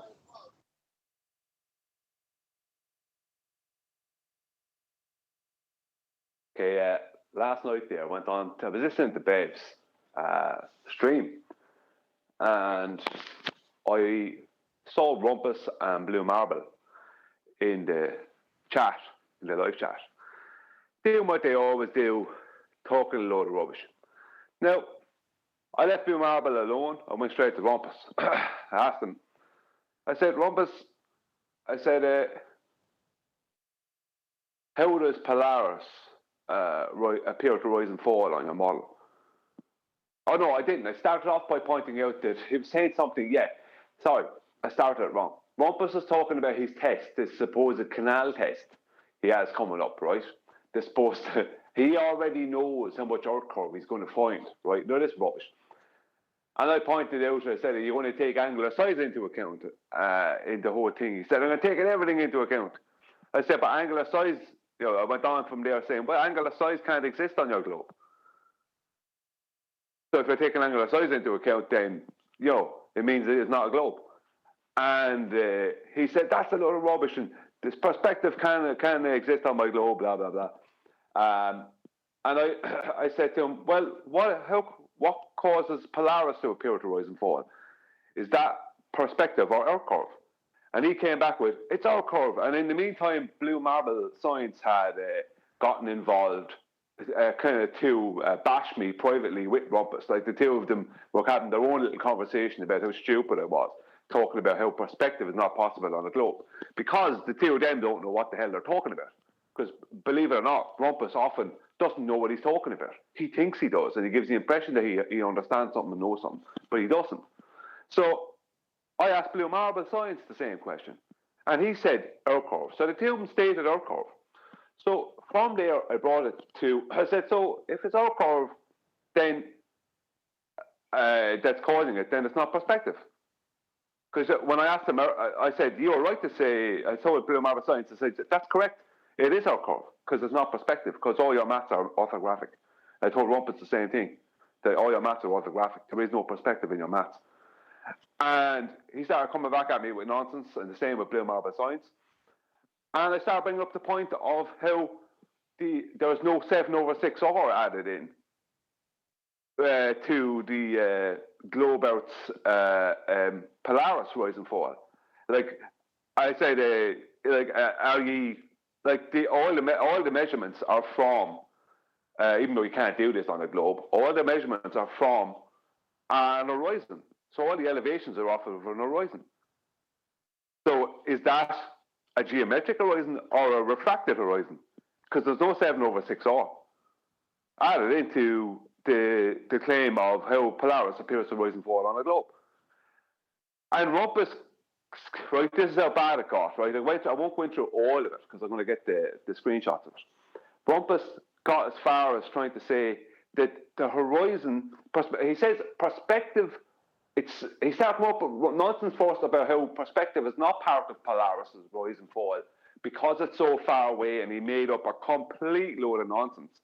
And then when I started holding him to task about the horizon, and there was no 7/6R, if the horizon is refracted, then all the elevation angles to Polaris are off of a refracted horizon. But yet that exact figure is what your globe is based on, orthographically. So I mean, the point being that no 7/6R was added. Yet all those elevation angles are exactly what the globe was based off of. So where is your 7/6R a horizon at that point? That's why I said it wasn't canon, because the same thing applies back on Earth. I know you're eloquently describing how they can't apply 7/6R when acquiring a straight line to the horizon and a straight line to a celestial item to measure an angle. That's just the horizon. It's not refracted at 7/6R. It's a straight line. It's not a bent line. Nothing works in terms of their rhetoric. Perfect. Excellent, Brian. Same applies to Earth curve in general on the ground. If you refract the horizon, it's not proving that the horizon's physically blocking things. It's proving that the horizon moves with the weather. It's not proving it's Earth curve. Hence the up your sleeve, keep it for the worst case scenario, Andrew Thomas Young refracted non-geometric horizon, donkey dick. That's not put into the current canon. It's used up Rumpus's sleeve when needs be. Because it doesn't make sense. It moves the physical horizon you're trying to prove is Earth curve blocking stuff into a non-physical position that doesn't block stuff. So they can't have that in the current rhetoric. It's a contradiction in terms. Well, it actually got really, really bizarre from both of them. I got different answers from both of them the further I went down this road. Because in current, now I didn't bring this point up, just for the audience from what you said, Nathan. In the current dip correction in celestial navigation is a 7/6R correction from a geometric globe's mathematical horizon to the actual horizon. And then they do height of eye correction. And that's the thing that the people I grew with have been equivocating between. But none of that was part of the elevation angles to Polaris. That was never ever part of the elevation angles to Polaris. Because if you add 7/6R into that changes all those elevation angles. And then their globe does not match Polaris orthographically.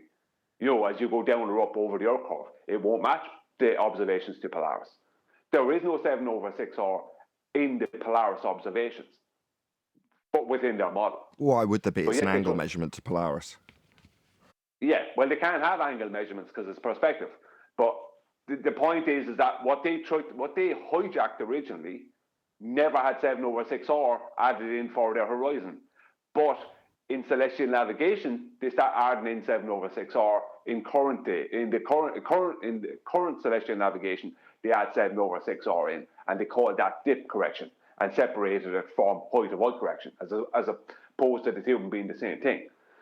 But what I got out of Rumpus when I started pointing this out, because Rumpus caught on fast what I was talking about, Rumpus said the elevation to Polaris never references the horizon.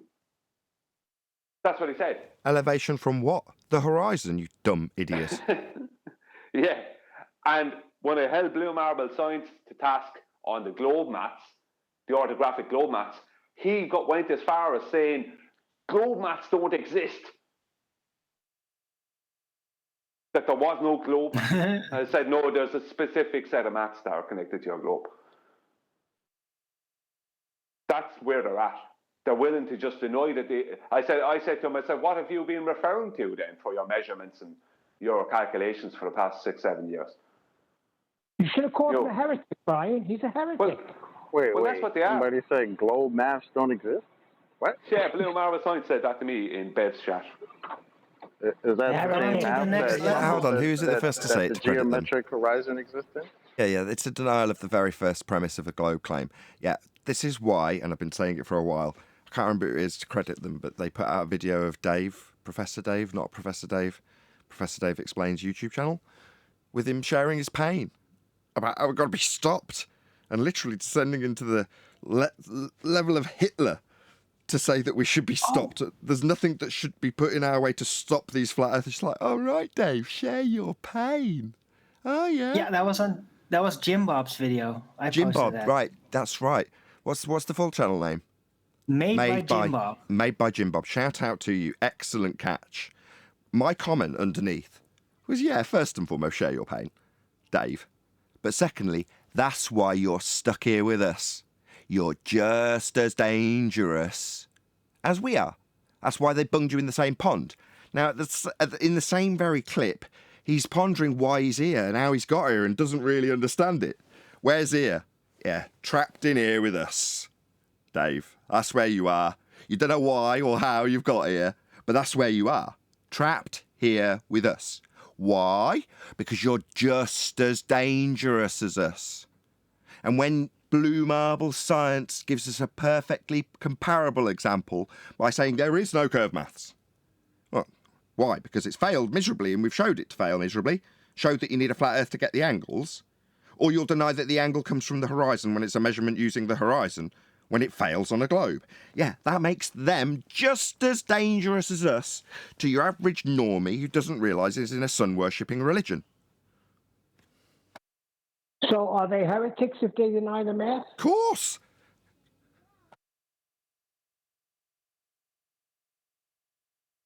I thought heresy goes without saying. I thought everyone picked up that this is heresy without even, me having to mention it, Neil. Yeah, it couldn't be more heretical in that regard. They're denying the very premise of the Earth curve maths, proving that the horizon blocks boats and buildings.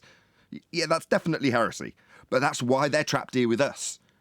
Because to have somebody saying, yeah, I'm a globe believer, there isn't any Earth curve. Nobody claims the horizon's Earth curve. That, to a normie, is not something they need to be hearing. So chuck them in here with us. Dave and Blue Marble. Are you saying we're... Go on.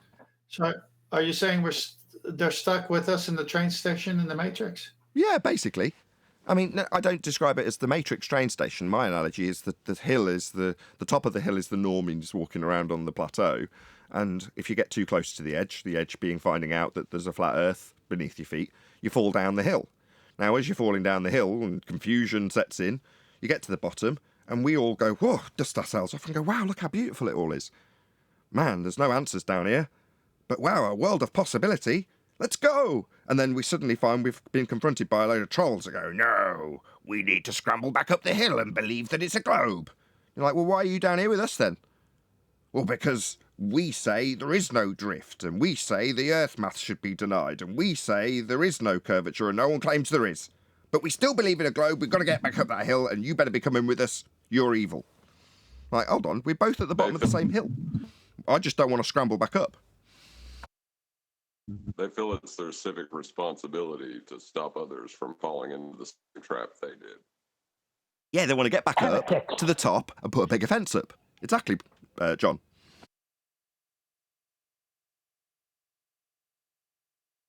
Blue Marble followed up what he said to me with, "It's just maths." That's what he said to me. So he said there's no saying math, but it's just math? Yeah, so that's anything. You know, that's not specific to anything. It's just maths. But he's right, it is just maths. But it's a specific set of maths. Yeah, Proto's been saying similar things. He's been saying in the comment section, oh, it's just an imaginary line. Like, yeah, but the baseline is derived from the horizontal plane you're standing on. But you want to call that imaginary? Just maths and imagination when describing a measurement of a baseline to find your way and not die at sea. But it's all imaginary, therefore doesn't prove anything. That's his current tact. And I'm like, I just put little smiley faces and rolling around the floor laughing faces and winky kissy faces to him when he does it, because I find it extremely amusing. A bit like Rumpus descending it into, well, we could be a brain in a jar, as soon as he fails miserably. Like, yeah, you loser. Yeah, well, the globe is imagination. Yeah, it's kind of a concession. All right, so these measurements aren't going to be proving a sphere then, it's all just imagination. No, you'd rather just take the draw. Yeah, because we've won. Scrambling for a draw. Doesn't prove either. It's just imaginary lines we're making. Yeah, between a flat baseline, parallel with the position in the sky or on the ground, that you're going to acquire by way of measuring an angle to a celestial body by using a horizontal reference plane.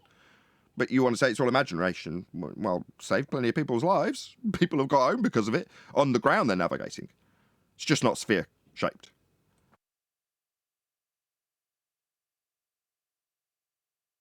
What they want to say is it's all perspective. We're losing what he's saying now. Your mic's got that bad. It's all perspective, I think I heard.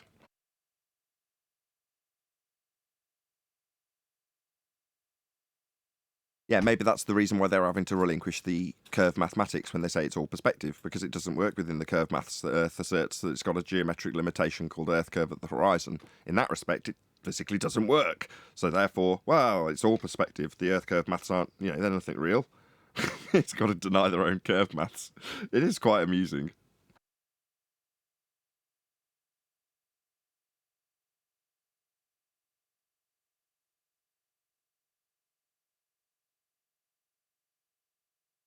I say it's quite over, and it's been over for a while. They just don't know it yet. Well, they do know it. Well, some of them are coming to the conclusion and then questioning why they're here.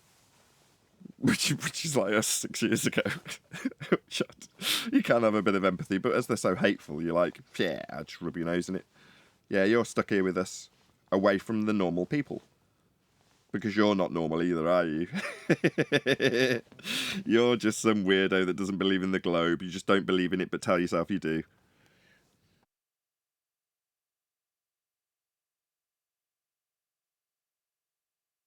I do feel bad for them. It must hurt. When did you first notice that insight you just said? Who are you asking? You. What insight? They don't believe in the globe. They're just here stuck with us. What was the turning point for you? Because they are. When I was originally complaining that the search results came up with them, you're like, yeah, but those search results are searching for a niche subject matter that somebody's already going to be on the path to the metaphorical bottom of the hill when they type them in. Now, the fact that the pool of results that come up doesn't include us from the pool doesn't alter that it's all the same pool that the results come from. Well, that suddenly spans into, well, hold on, if you're only pooling from one set of results, and that's what the guy who's on that path gets presented with, that's us. That's all us together. It doesn't matter that we don't come very high in the results. That's one pool of results, isn't it? Are you saying we're all in this together, Nathan? Us and Rumpus and Blue Marble? Yes, yeah, very much so. But moreover, away from everybody else. Now, it might have been that initially we, the flat earthers, were privileged enough to have our information being disseminated by algorithmic selection to the general populace of YouTube searchers. And it was assisted by, oh, this is getting popular, so we better promote it even more. Now, once that was taken away, you're left with a pool of people who are talking about this very subject, including, but not limited to, anti-flat earthers, concavers, etc. Well, that's still just going to be the pool of results that gets presented. Now, in their mind, because they don't have a Wikipedia stamp underneath saying they're wrong, they're right. But they're not. They're segregated away from the rest of society. They're not promoted to them. Hence, you have Professor Dave saying, I don't know why I'm here, I don't know how I've got here, but flat earthers must be stopped at all costs. Yeah, okay. With what? Sky vacuums? Denials of second laws of thermodynamics? Bouncy balls in a fish tank? That's what we've got from them. That's not what we get in the general Western world rhetoric. They get an adherence to, yeah, Earth's turning underneath the stars, yeah, 15 degrees an hour drift, yeah, Earth curve at the horizon, yeah, boats fall over it.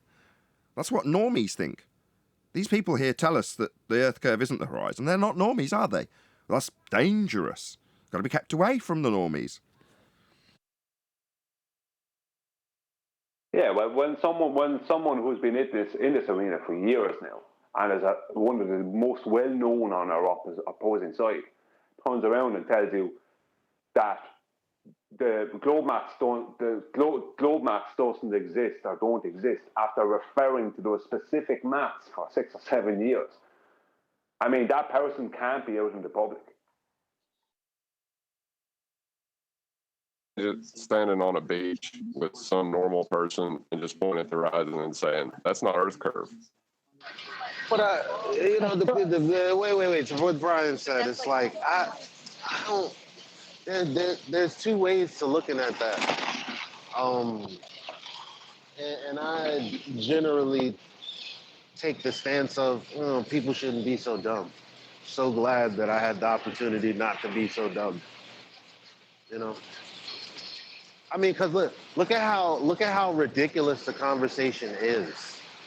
So at this point, yeah, it's like, fam, you got us pointed out if you are so lucky to come across someone like us, and you're still a glober, well, you deserve it. As a matter of fact, you deserve it because it's what you want at that point. Sort of like Timmy Clown. Nobody claims the horizon's Earth curve while showing pictures of the horizon labeled Earth curve. That's what Blue Marble's doing, basically.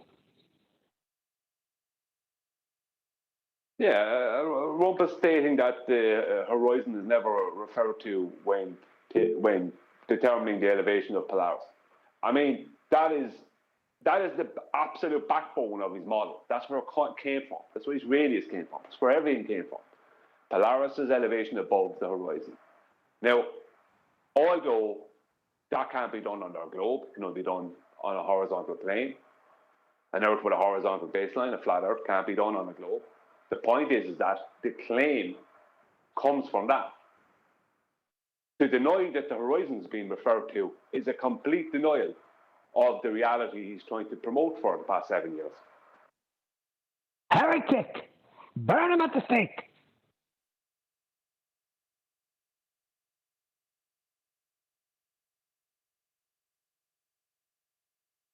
So yeah, it's going to be a while before our anti-flat Earth opponents, who are also segregated from new normie society, realise what's happened to them and why they're here. And I think the first of them, I hate giving credit to him, but is Katz. Katz has spotted this and is now, decided to try and in some way detach himself from the pool that I'm describing.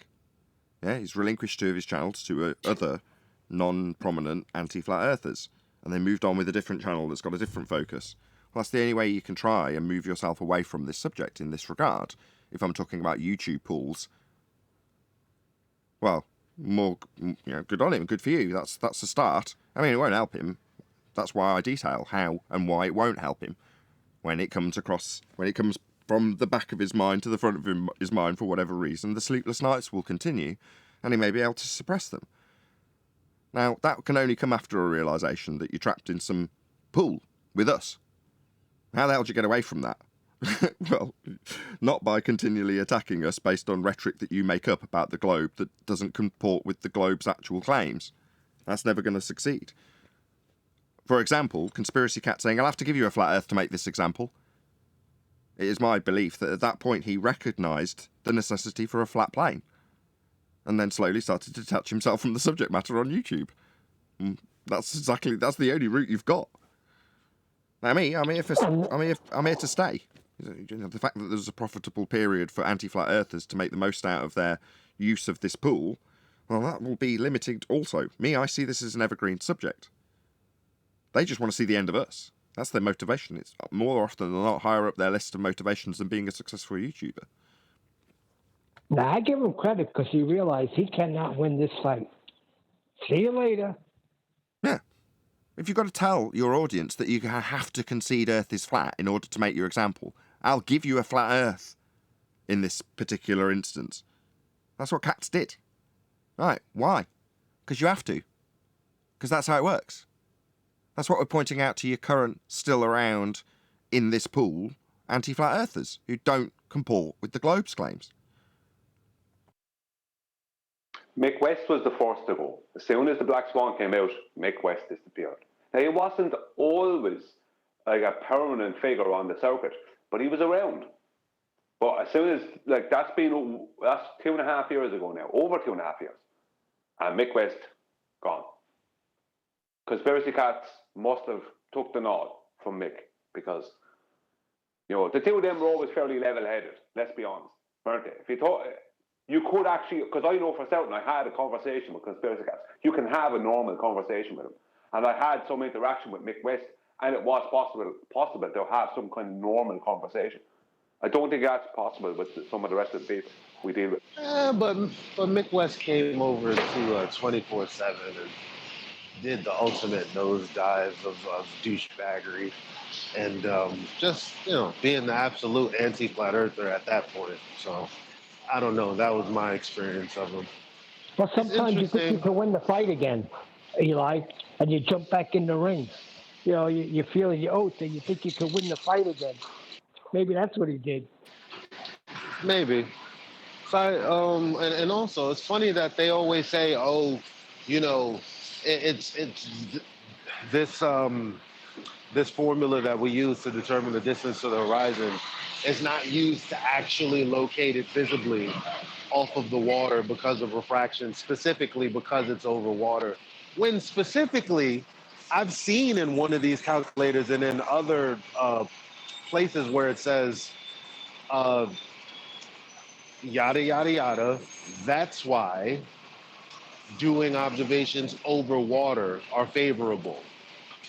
And then they give you the formula. Contrary to what the people who say, you can't use the formula if you're trying to use it over water. It's ridiculous. So you have a belief it's dogmatic and there's no way to falsify it whatsoever is what you're saying? I'm not being dogmatic. I'm just saying what can't be done. What can be done then? How do I know firsthand that the Earth is a globe? How?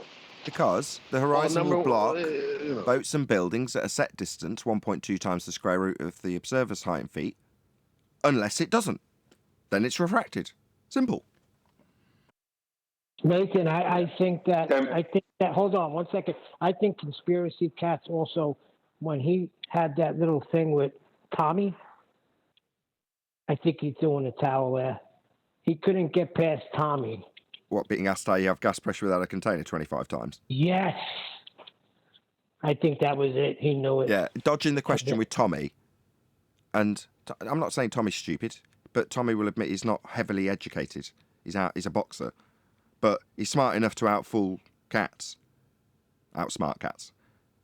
by asking how you have gas pressure without a container and watching him dance around that question for about half an hour straight, saying, I'll come back to it. I will come back to it. And then him going, no, I'm not going to let you off the hook. And that's all Tommy did. Had him up against the ropes and pummeled the living crap out of him.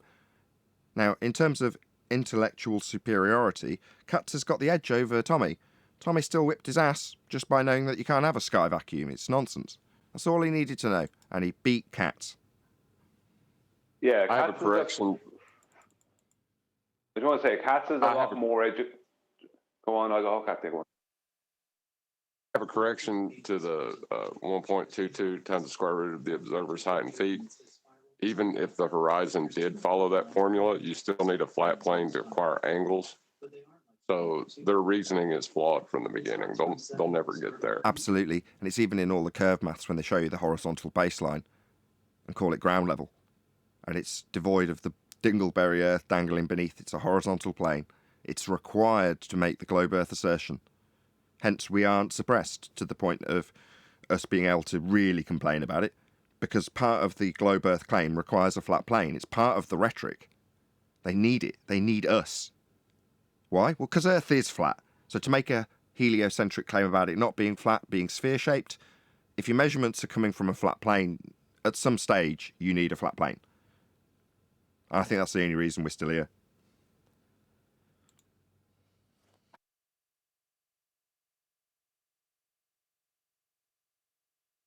Like slitting your own throat, getting rid of us, basically, isn't it? Well, you can't hide certain facts anymore, and that's the problem. We've uncovered certain things. There's been too many times that what we've uncovered have been said. You know, people now know that, you know, are starting to know more and more that the horizon is not our curve. Every day there's new people that are finding that out. And that changes everything.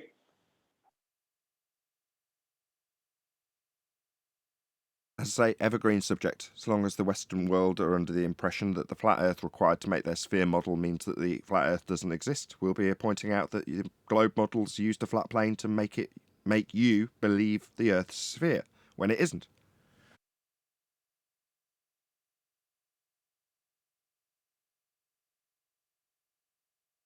It has to be the weirdest flat Earth religion that I've ever seen.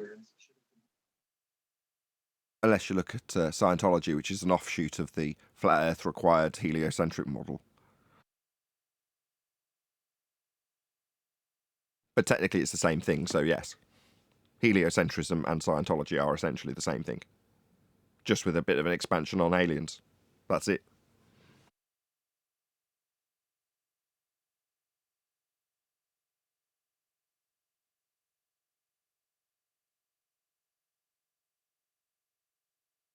Maybe that's something we should harp on about a bit more, because people really do understand how to ridicule Scientology in the general Western world, not appreciating that Scientology is entirely based on heliocentrism.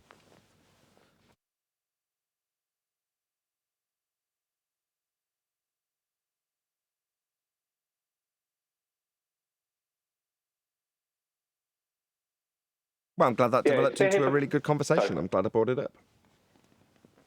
Well, it's a bit hypocritical to attack Scientology if you're a heliocentrist. Yes, that's my point. Correct. Yeah.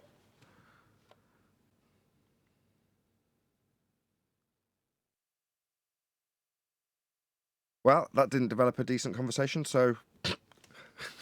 Can I change the subject? You can. Slightly? I hope you do. Yeah. As you know, the other night I was on Friday night, I went to bed. I went to Tithing server to give some clarity to what was going on between John and Ruhif, because there was a lot of people that didn't understand. They actually thought that John had actually conceded to doing the fix, which he hadn't, which Bev had the audio from Ruhif admitting that he had never conceded to it prior to the debate. So we just point, not that people were thinking that John was a liar, it's just that there was confusion, because the ballers were confusing. The ballers either weren't given the facts and saying nothing, or they were giving incorrect information. So there was people on the server who didn't know what actually had happened, because they were like I was there. It's like, if you agree to the fix, you have to do the fix. But John didn't agree to it. So I just wanted to clear that up. And also, I did a small presentation on basics of celestial navigation. Because I know there's some people over there, like SE Montreal, I think Dave Kia, who have an interest in the argument. And we're starting to learn about it. Now, we don't know whether that will continue. But one of the members of the panel over there, a guy called Saragaki, he was coming at like, you know, he's challenging me on it at the end. At this point, I was fairly frustrated because I had been arguing a bit with Bev, but I'd been arguing with Brenda and Rumpus coming in as well, just jumping in with nonsense, which I'll go into their nonsense in a while, but if we have time. But this lad Saragaki, he pointed out that if the angle to the celestial body stayed the same, but the hypotenuse, right, but the celestial body happened to be in a different position or lower, so the hypotenuse was shorter, then that would debunk the distances. But I was kind of dumbfounded when he said that to me, because it's like, no, you're not getting. I was like, no, you're missing the point, because he was coming at it from a purely terrestrial geometry, trigonometry point of view, and he was saying he understood, but there was one point, and this is why I'm not attacking the man, because he basically was just asking a question, because he was skeptical about the whole thing, right? Like a lot of the people on the Tithing server are skeptical about the celestial navigation argument. And where he went wrong, for anyone who may hear this and may have heard that, is what he didn't understand is the hypotenuse length can never affect the length of the adjacent. Because the length of the adjacent, it's the length of, you take an angle to a celestial body. That is your elevation angle. First you establish 90. Then you take your angle to then you establish your angle to the celestial body. Then you minus that from 90, and that will give you your zenith angle. You multiply that by 60, and that gives you your co-altitude distance, which is in minutes of degree. And that is then transferred from minutes of degree across the sky into nautical miles along the surface of Earth, along a pre-assumed horizontal baseline. And once you have that, that is your adjacent length. That is the distance from the observer to the GP. That would be the radius line for your first circle, or your circle of equal altitude. And your hypotenuse length, if you want to see this orthographically, if you view it orthographically, is determined by the length of the adjacent. So you can't change the hypotenuse length, because that's following the length of the adjacent. So it doesn't work. Like I have the wrong word for it in my head. The attack, I'm going to use the word attack, it's not correct, that he had on it. He attacked me on with it. What he attacked me with on the subject is incorrect, because the hypotenuse length is based off of the length of the adjacent. Now, it might be different if you're using it under different circumstances and not using the celestial bodies, right? That changes, that might change the hypotenuse length, which would make your adjacent length incorrect. But in celestial navigation, that is not how trigonometry is used. Your adjacent length determines your hypotenuse length. So the two can never be out of whack. And the adjacent length comes from that is your zenith distance, which comes from your zenith angle being multiplied by 60. I think that Bev thought that what this lad Saragaki was saying was the end of the argument. And he did. I was at that stage. I was dumbfounded. Like I was like, because the man was saying he understood what I talked about previously. He listened to all of what I was saying, but then he said this, which I was like, well, it just is what it is. Like, didn't know what to say at the time. I was like, because this argument made no sense to me. It's like, no, because the adjacent length determines the hypotenuse length. That was going on in my head. I couldn't understand where he was coming from. But no, for anyone who's listening, no, the hypotenuse length is determined by the adjacent length. This can't be debunked. As I said to that man, Saragaki, this has been used for a couple of 100 years successfully. It's not something that's just a ruse. You know what I mean? It's not a farce. It's not a ruse. It's not a trick. It really works. The only trick is when they try to add in heliocentrism into it. But other than that, like, Bev went against it completely, as I suspected he would. Bev wasn't really interested, but he argued a bit with me about it. And of course, Rumpus and Brenda came in, getting everything wrong. Rumpus tried to claim that you would you determine the height of the star above a flat Earth by the internal angles and the length of the sides, and that gives you the height of the star. He started this rubbish. A lot of rubbish. You can't do it. It can't be done. Because changing your angle will always change the height, your supposed height of your star. It's a load of rubbish. And Brenda then came in as if, the usual stuff, being allowed to come in and attack, and she was saying, I didn't know what I was talking about. And then when I told them about how from an airplane, right above at the zenith of a person who's taking an angle from the beach or from a boat, that the angle at the same time, if they take the same angle, take an angle to the same star at the same time, and they're at the same zenith, the both of them will get the exact same angle. And Brendan Rumpus didn't know what the hell I was talking about. There's your experts. But I don't know if Bev even got that part. But hopefully there's more people but more clarity on the argument over there now. Because what Ruhif and them wanted, and they do want, is for Bev and everyone on the Tithing server to demonise this argument. And that way they don't have to deal with Bev and them concerning this argument. That never has to happen. They only have to deal with us. Sorry, go on. You know what I think? What I think is there's a valuable lesson to be learned here. One is not to look at things as sides, although it is beneficial to have someone who understands your point and kind of champions that with you. That's us here. Just so happen to be lucky. But other than for, debate purposes like this show, I don't think it's conducive to talk to people who won't listen. Like, what's the point? If you enter a chamber full of people who won't listen, what's the point? Well, yeah, I mean, I didn't think Ben was going to go for it anyway because he braced against it so much in the past. So I wasn't really surprised that Ben didn't go for it. But I just wanted to point out where was something that they might have thought was a debunking of it, like that it wasn't, and it can't be, and point out how geometrically it can't be. It's just yes. Like there was people over there who were interested in knowing the truth and were interested in clarity, and so there was a lot of people on the server who, like, I'm sure I got a lot of people saying thanks for coming over, and I'm sure some of them got some clarity out of it.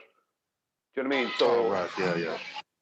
I don't expect Bev. Bev is never going. I don't think Bev is ever going to side with the elevation angle or the argument, the celestial navigation argument. It's not even an argument. That's the problem. The problem is it's not an argument. It's just what is. And then there's us citing literature and practical usage. That's literally all we're doing. It's not an argument. Eli, you at a party? You at a rave? Woo! No, I'm not rave for you. Eli hit the nail on the head, though. It's not a debate. Exactly. That's what I wanted to say, but I got into the party. There is no debate. Good music. But it is nice to hear why, the well's being poisoned against Bev, because they don't want to have to deal with it, basically. And I think I agree with your assessment. That's basically it, isn't it? If you can say, it's inconsequential, it's not a good argument, and your opponent buys it, then you haven't got to ever argue it with them. Yeah, I mean, they bring that up. They say even Bev doesn't believe that nonsense with elevation angles. Like, that's supposed to be the end all. Right. So when they position it, they even position Bev versus celestial navigation. I love it. Correct. Yeah, because Bev has held them. Like, I mean, I'll give Bev his dues at all times. Right? When someone does something good, I don't, even if I'm arguing with the person or something, I still wouldn't take it away from them. Bev has held them to task on surveying and just reality for several years now. And they hate him, right, for doing this. He's pointed out where they don't ever measure Earth curve in reality. Nobody does this. He pointed out where Rise Over Run is just, a gradient of a slope. It doesn't measure any error curve. He's holding them to task on this for years. So they certainly didn't want Bev getting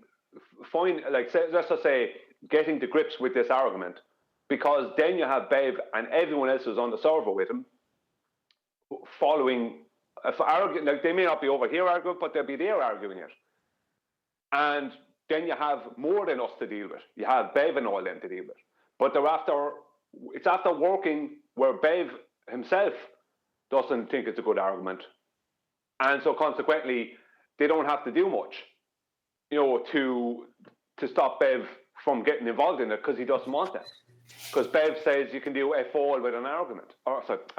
You can do F all with an angle, which I held him to task on. It's like, that's a completely paradoxical statement. With an angle, you can do all kinds of things. It's a complete opposite. There's not much you can't do with an angle if you're talking about, the measurement of and the use of it in the real and natural world. Everything uses angles. Engineering, surveying, celestial navigation, aerospace, you name it. Go on, Either. Yeah, like even if he would have said this instead, you can do F all with an elevation angle. Sure you can. You can devise a system, a coordinate system, which you use to navigate. Yeah. Fallacious reasoning. No, you can. It does. It has. It is. That's what I'm saying. It's like you might strike, by the way. Your mic. I talked over you because you're almost indecipherable. Oh yeah, I'm just saying. Yeah, you use elevation angles to create the system that they use today to determine where things are, when things are. Like you wouldn't have an almanac, you wouldn't have anything if you couldn't do F all with elevation angles. Number one. Number two, I appreciate everybody in this argument, and I'm not here to be liked. I think I'm kind of a likable person. Some people don't think that. That's cool. But I don't care whose side is what and da-da-da-da-da. I would say this here if it were true. And the conversations that I had with Beth, I've determined that he reasons fallaciously. So, again, what can you expect? Eli, if it wasn't for you, I would not be on G+. I love you. Didn't we get on at the same time? Yeah, but then you told me how to do it.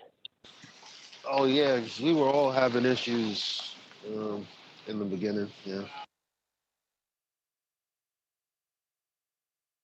Well, I don't understand why they're missing the biggest part of it. The globe purveyors claim elevation angles. Problem is, it can't work on the globe. That's right there. It's over. I mean, you don't have to get into it any more than that. So you can't do fuck all with angles, except for when you're considering how it works on a globe. Like, what's the argument? I don't even get why he would say. I don't get it. Yeah, I mean, you can do nothing with. Hang on. No, just real quick, Brian. Yeah, they can't do anything. No, Bev. No, I know. Take what Bev says and just apply it to them. You can't do anything with it because you can't make it work on your globe. That's correct. Look at it that way. That's what I want to hear. Do this stuff on a globe. Not the flat earth that you do it on. Do it on a globe. One minor The correction. only reason I'm elevation angle is what's being used. So you can say, oh, you can't do anything with an angle. Oh, what kind of angle measurement are we talking about? Well, an elevation angle, which is used to find your way if you lose it in celestial navigation. Yeah, so the only reason I guess I took the little dig or whatever is because the overarching point is only one point, because flat earthers, just like when I was on the Killer Priest podcast, and I was like, oh, that's a regular question. You can't hear you anymore. My gosh, Too Eli, bad. your mic. Can't hear you, Eli. Can't hear you. Eli, you're moving around. You're moving around. Stay still. I'm just standing still right now. It must have been that my mic was on my neck. Can you hear me now? Loud and clear. Okay.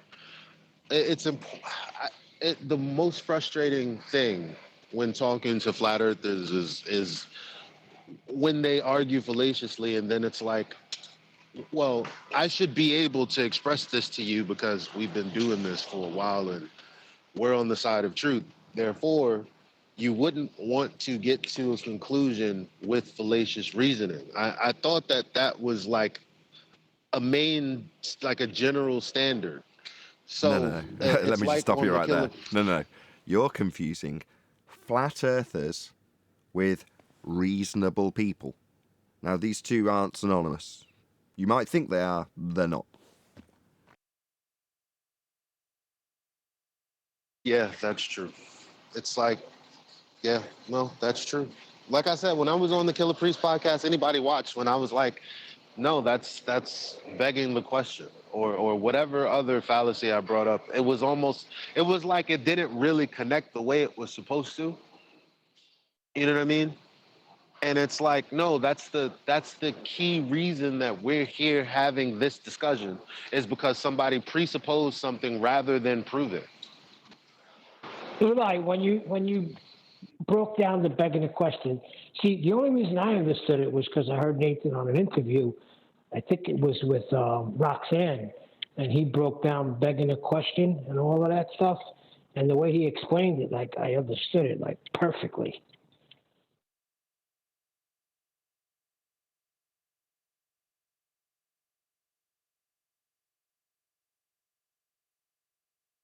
Well, that's good to hear. Oh, you didn't hear me? No, we heard you. Did I drop out? No, he said it's good to hear. Nathan, can you go to Master B for one slide? I gotta get out of here in 5 minutes. Okay. So I've covered this, you've covered this, Brian's covered this. Let's cover it again. The horizon. Standing on the Earth's surface, our vision is bounded by the circumference of a small circle indicated by the apparent junction of land or water with sky.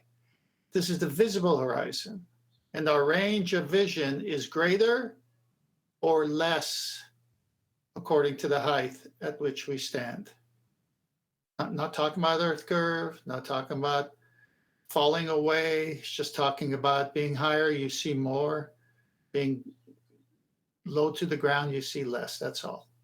From such a standpoint, only a small part of the terrestrial hemisphere is visible, and always more than a hemisphere of the heavens. Sensible horizon. Buckle your seatbelts. The circle which bounds the horizontal plane, extending from the spot where the observer stands, is the sensible horizon. And this plane, which is tangential to the Earth's surface, is perpendicular to the radius of the Earth, which extends from the center of the observer station. The plane of the sensible horizon may also be conceived as that which sensibly coincides with the surface of a fluid at rest. The reduction of an astronomical observation due to the difference between the visible and sensible horizon is called dip. Fluid at rest gives me my horizontal? I thought they said water curves. I like that. What they're Horizontal's doing, failing on its arse more and more recently. what they're doing is they're imagining a plumb line when they're seeing the sextant through their eyes to get a horizontal. But the navigator's never pointing the sextant horizontal over the horizontal sea surface. He's pointing it at the horizon, which gives him too great of an angle. So the depression angle happens there. It's more than 90. It's obtuse. So he has to bring his eye down to sea level to get what they're trying to say the sensible horizon gives you if you had a plumb line meeting a horizontal at your eye line. But what's great is that it's imaginary because no one on the boat hangs a plumb line to get their sensible first. They just aim at the horizon with too great of an angle, which is the depression, tip of the depression angle. They fix that, and guess what? It's like fluid at rest is going to give you a horizontal eye line. Well, what fluid is at rest? What's he talking about? Yeah, look, I'll catch you guys tomorrow. There's more hang on on, this. before you go, thanks, this is something. See you later. Go. I have to go. This is, just give it 5 minutes. Can you give it 5? Oh, I have a call in 2. Okay, go. You may as well I'll go. catch you may as well mañana. go on. Thanks, Dan. I See you want to later. take care. You got it. Okay, I have a new killer argument. I'll do a presentation on this during the week. I might need Adam's help a little bit, just to clarify a few things. On the globe, there is a distance, right, between their North Pole to their equator along the curve, along any of the longitude lines, of 6,210 or whatever miles. Now that's 5,400 nautical miles. From their South Pole to their equator, it's exactly the same. So they have, from their North Pole, 5,400 nautical miles of a distance, although it can't be nautical miles because it's not horizontal, but we'll call it that for ease of explanation. From their North Pole to the equator, and the same from their South Pole to the equator. Now, a navigator can go out into the world, into the oceans, and can take sightings to 3 different stars, 3 different celestial bodies that would be at basically 0.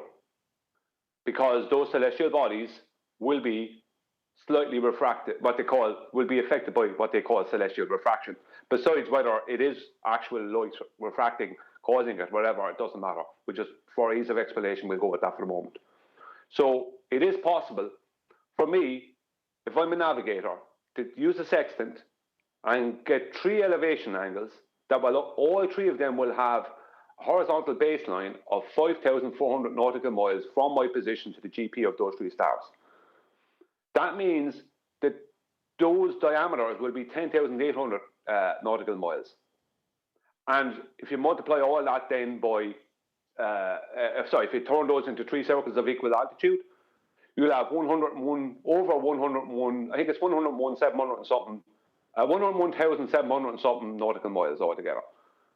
So you're covering all that. Let's just say that's the full circumferences. If you add the 3 circumferences together, that's what it will be, if I remember. Or is it? No, sorry. It'll be. I think it is 101 over 101,000 nautical miles. Now, if you look at how much surface area is on a globe, right? It's what is it? It's 900 and something million or something square miles. Now, as Adam pointed out, square miles, how do they work on a globe? But the point I'm making is, this is possible to do in celestial navigation and be used, and with more land and surface area to the Earth after this. You can create 3 circles of equal altitude that will all be will all have radii of 5,400 nautical miles. Now, besides where those 3 circles will intersect, let's just say you can take it. It's 1/5 of it might be where the intersection point is. That means there's 4/5 left. The point I'm making is, on a globe Earth, the distance covered in area from for just 1 circle of equal altitude would be greater in area than all of their, let's say, the north of their equator or south of their equator. So on the globe Earth, technically, they don't have the surface area to handle even 2 circles of equal altitude at full maximum size. But yet, in reality, we can have 3 with more surface area to spare. So it's impossible for the Earth to be a globe and have that surface area because we can measure and use greater surface areas. Even if you put all that land onto the globe, the land from even 2 circles of equal altitude, even if you try and wrap it around the globe, it will overlap itself. Because the surface area is greater, even for 2 of them. And 3 of them is way greater. And in reality, we have more surface area than 3 circles of equal altitude at maximum size. So it completely debunks the globe, completely. Do you understand what I mean? Yep. It's impossible to happen.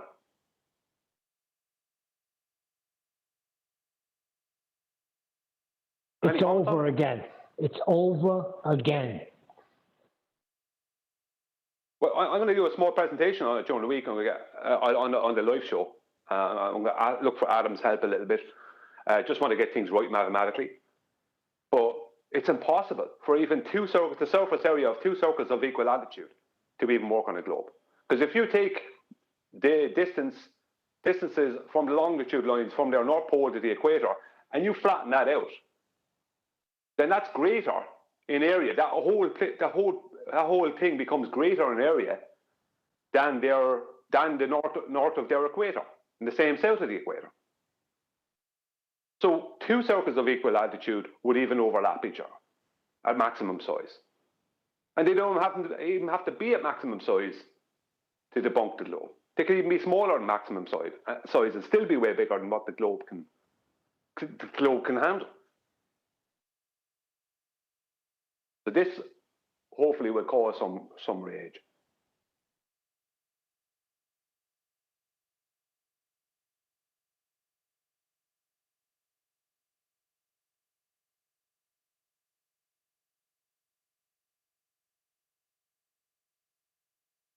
Brian, are you saying that the diameter of the circle of equal altitudes is greater than the radius of Earth, or their presupposed radius of Earth?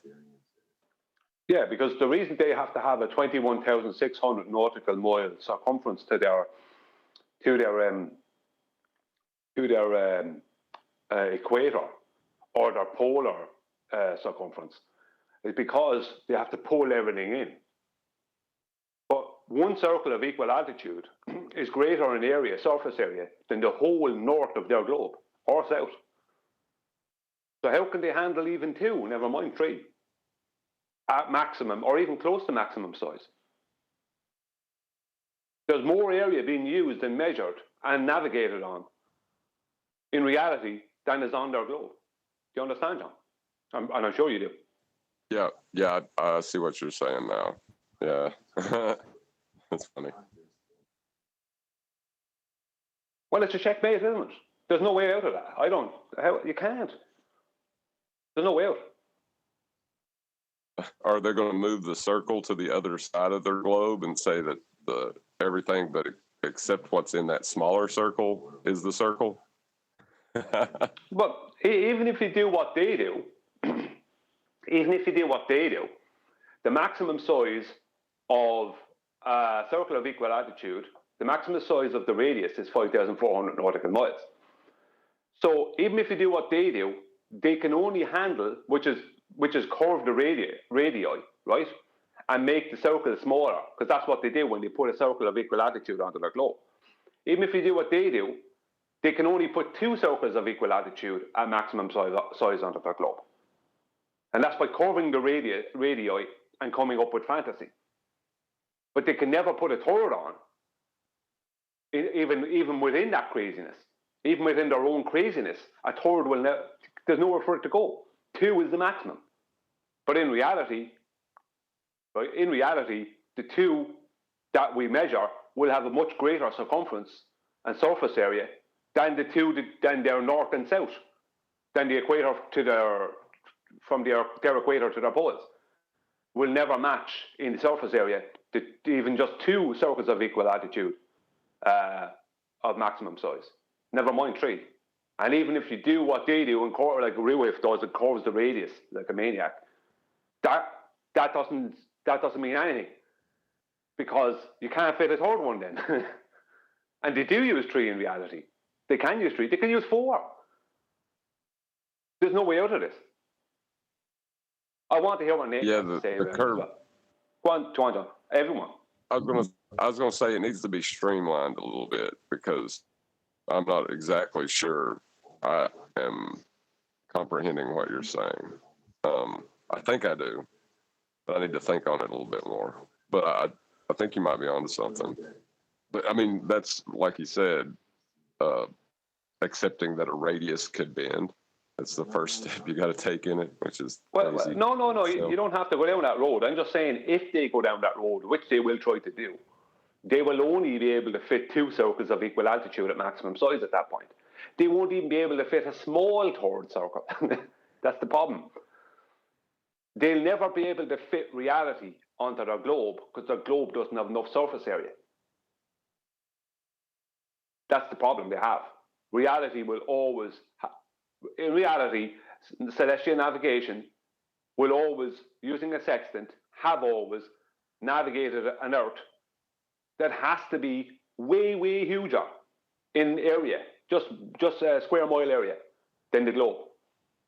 Circles of equal altitude prove that.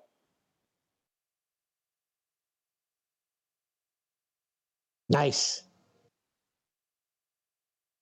But you know, another thing was 10th was going over the different horizons. You know, I think he said the sensible is going 90 from your eye, from your vertical, and then what was the other horizon? The visible horizon, which in the depiction was a flat plane that cut the sphere in half, and the difference between the two is where you find Earth curve. So you need 2 flat planes to describe Earth curve. It's funny. Isn't that nuts? Yeah, it is funny.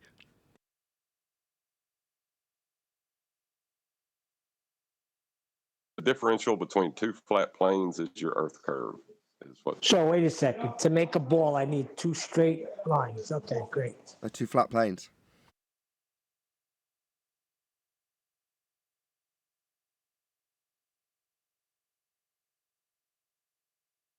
You need the flat plane that creates the horizon, and then you need the flat plane that is your eye line, and then you can draw a line from your eye to the horizon of the plane you're standing on and reify that into a sphere.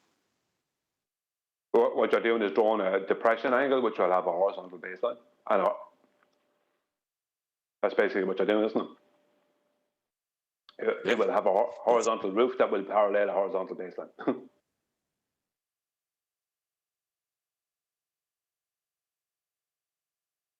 But it's not even dealing with the sky at that point. You know, you're just dealing with your eye line as compared to the flat plane you're standing on, and the differential between the two. That's like, where do you get curve in that? It's 3 straight lines. Well, you know the way they have to put in the caveat where, excuse me, where when it comes to Al-Biruni and Eratosthenes, in the Wikipedia pages, I think is where it's found, but I'm pretty sure it's other places as well, where officially these 2 people were claimed to have referred to the maths of Pythagoras, right?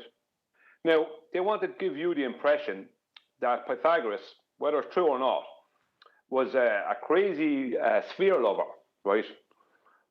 So they want to give you the impression that before even any of these people, these 2 men, supposedly measured the radius of a globe, which they never did, before any of that, there was another man who knew it was a globe without actually measuring it many years ago, back in Greece or whatever, right?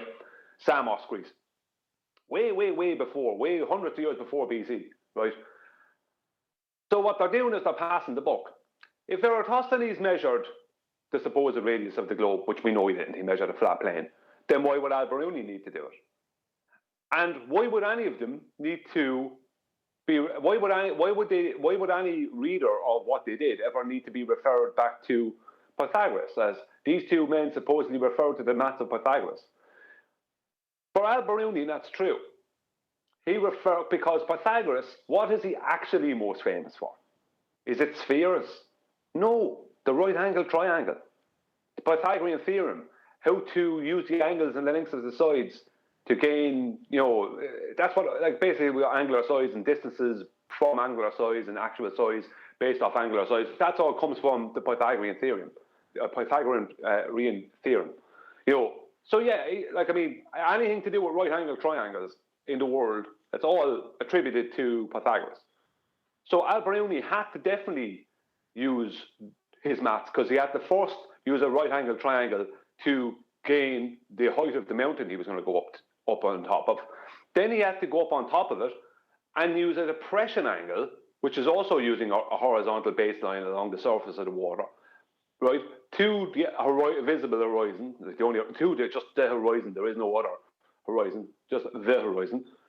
So he used the maths of Pythagoras twice. He referred to them twice. Yeah, I totally agree. He used an elevation angle first time from down at the bottom of the mountain. Then he used a depression angle at the top of the mountain. Yes, but where's the curve in that? There isn't any. But Eratosthenes didn't. Eratosthenes used an elevation angle, and it was a calculation of a distance based off the zenith angle, just like in celestial navigation. But that's not really attributed to Pythagoras, even though the right angle triangle is part of it. He didn't use the internal angles or length of sides. Why did they always feel the need to pass the buck backwards into history until people get bored? And they just don't want to do research. Or well, someone hundreds and thousands of years ago must have measured it. Because if you look into what Eratosthenes did and Al-Biruni did, they didn't measure any radius of any globe. They measured something, all right, but it wasn't any curved surface. But if we pass the buck far enough back to this Pythagoras dude and claim that he loves spheres, then that gives the inference that, that he might have known, this genius might have already known it was a globe, even before any of these two other super geniuses. It is complete nonsense.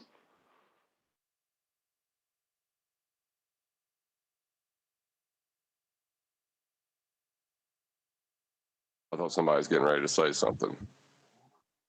I don't think so. Why? Did you want to say something?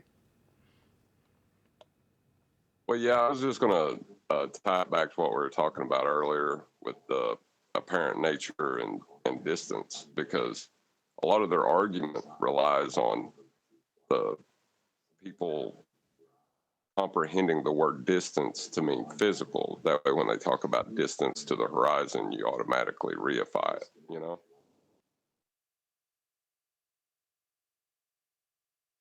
Yeah. Yeah, that's what we went through on the live show, right? Yeah, it's like a trick you play on yourself when you use certain words. Yeah. Part of the magic like trick spelling. Part of the magic trick is that you reify the physical sphere into existence in your own mind. That said, there's plenty of contrasting stuff where they overtly just tell you that it is. Right, but the most effective way for them to do it is to sneak it in quickly, right? Just a couple of words that just heavily inference the invocation of a presupposition, right? And then just slip past it, move on. That's like the most effective way to keep reconditioning people on these effects without them even realizing it. By just bringing up the train of thinking, the right words that are associated. Oh, so you're saying words do have meaning, Owen? Oh, okay. Because some people think that the meaning of words is definitions is meaningless. Right, but there's the associated conditioning is very effective for people. Often, when you learn stuff, the conditioning comes first before the cognitive oversight actually happens, if ever, right? First you memorize, then you understand. Well, a lot of people don't get to the understanding part, so they just memorize it. That's like a conditioning. That conditioning could be triggered by bringing up the associated words. The person that has that conditioning doesn't have to be aware of it. The word Darwin's searching for is comprehension. They just require you to comprehend. Yeah. Comprehend is a better word indeed than understand. Yeah. Well, what's the name of the schools that we, if we do, put our children in? They're comprehensive schools. You get a comprehensive education, don't you? That sounds great. Oh yeah, it sounds wonderful. The comprehend in this, the thing that allows you to comprehend, whether it's building a ball from two flat planes, whether it's Al-Biruni going up the mountain and calculating an R value through a measured dip angle, all of the things that allow you to comprehend their worldview is the reification of the horizon again into a leading edge of a sphere. That's what you have to comprehend to understand what they're telling you. And denial of that comprehension makes you as dangerous as us flat earthers. So with that, I'm going to say a huge, massive, enormous thank you to both Discord and G+ panels for making today's after show possible. And of course, a massive thank you to all of you in either Nathan Oakley 1980 or Nathan Oakley premiering streams, hopefully smashing the super chat, liking, commenting, sharing, subscribing, joining as a member, and all that good stuff. I've been Nathan Oakley, and I will see you all in the next video.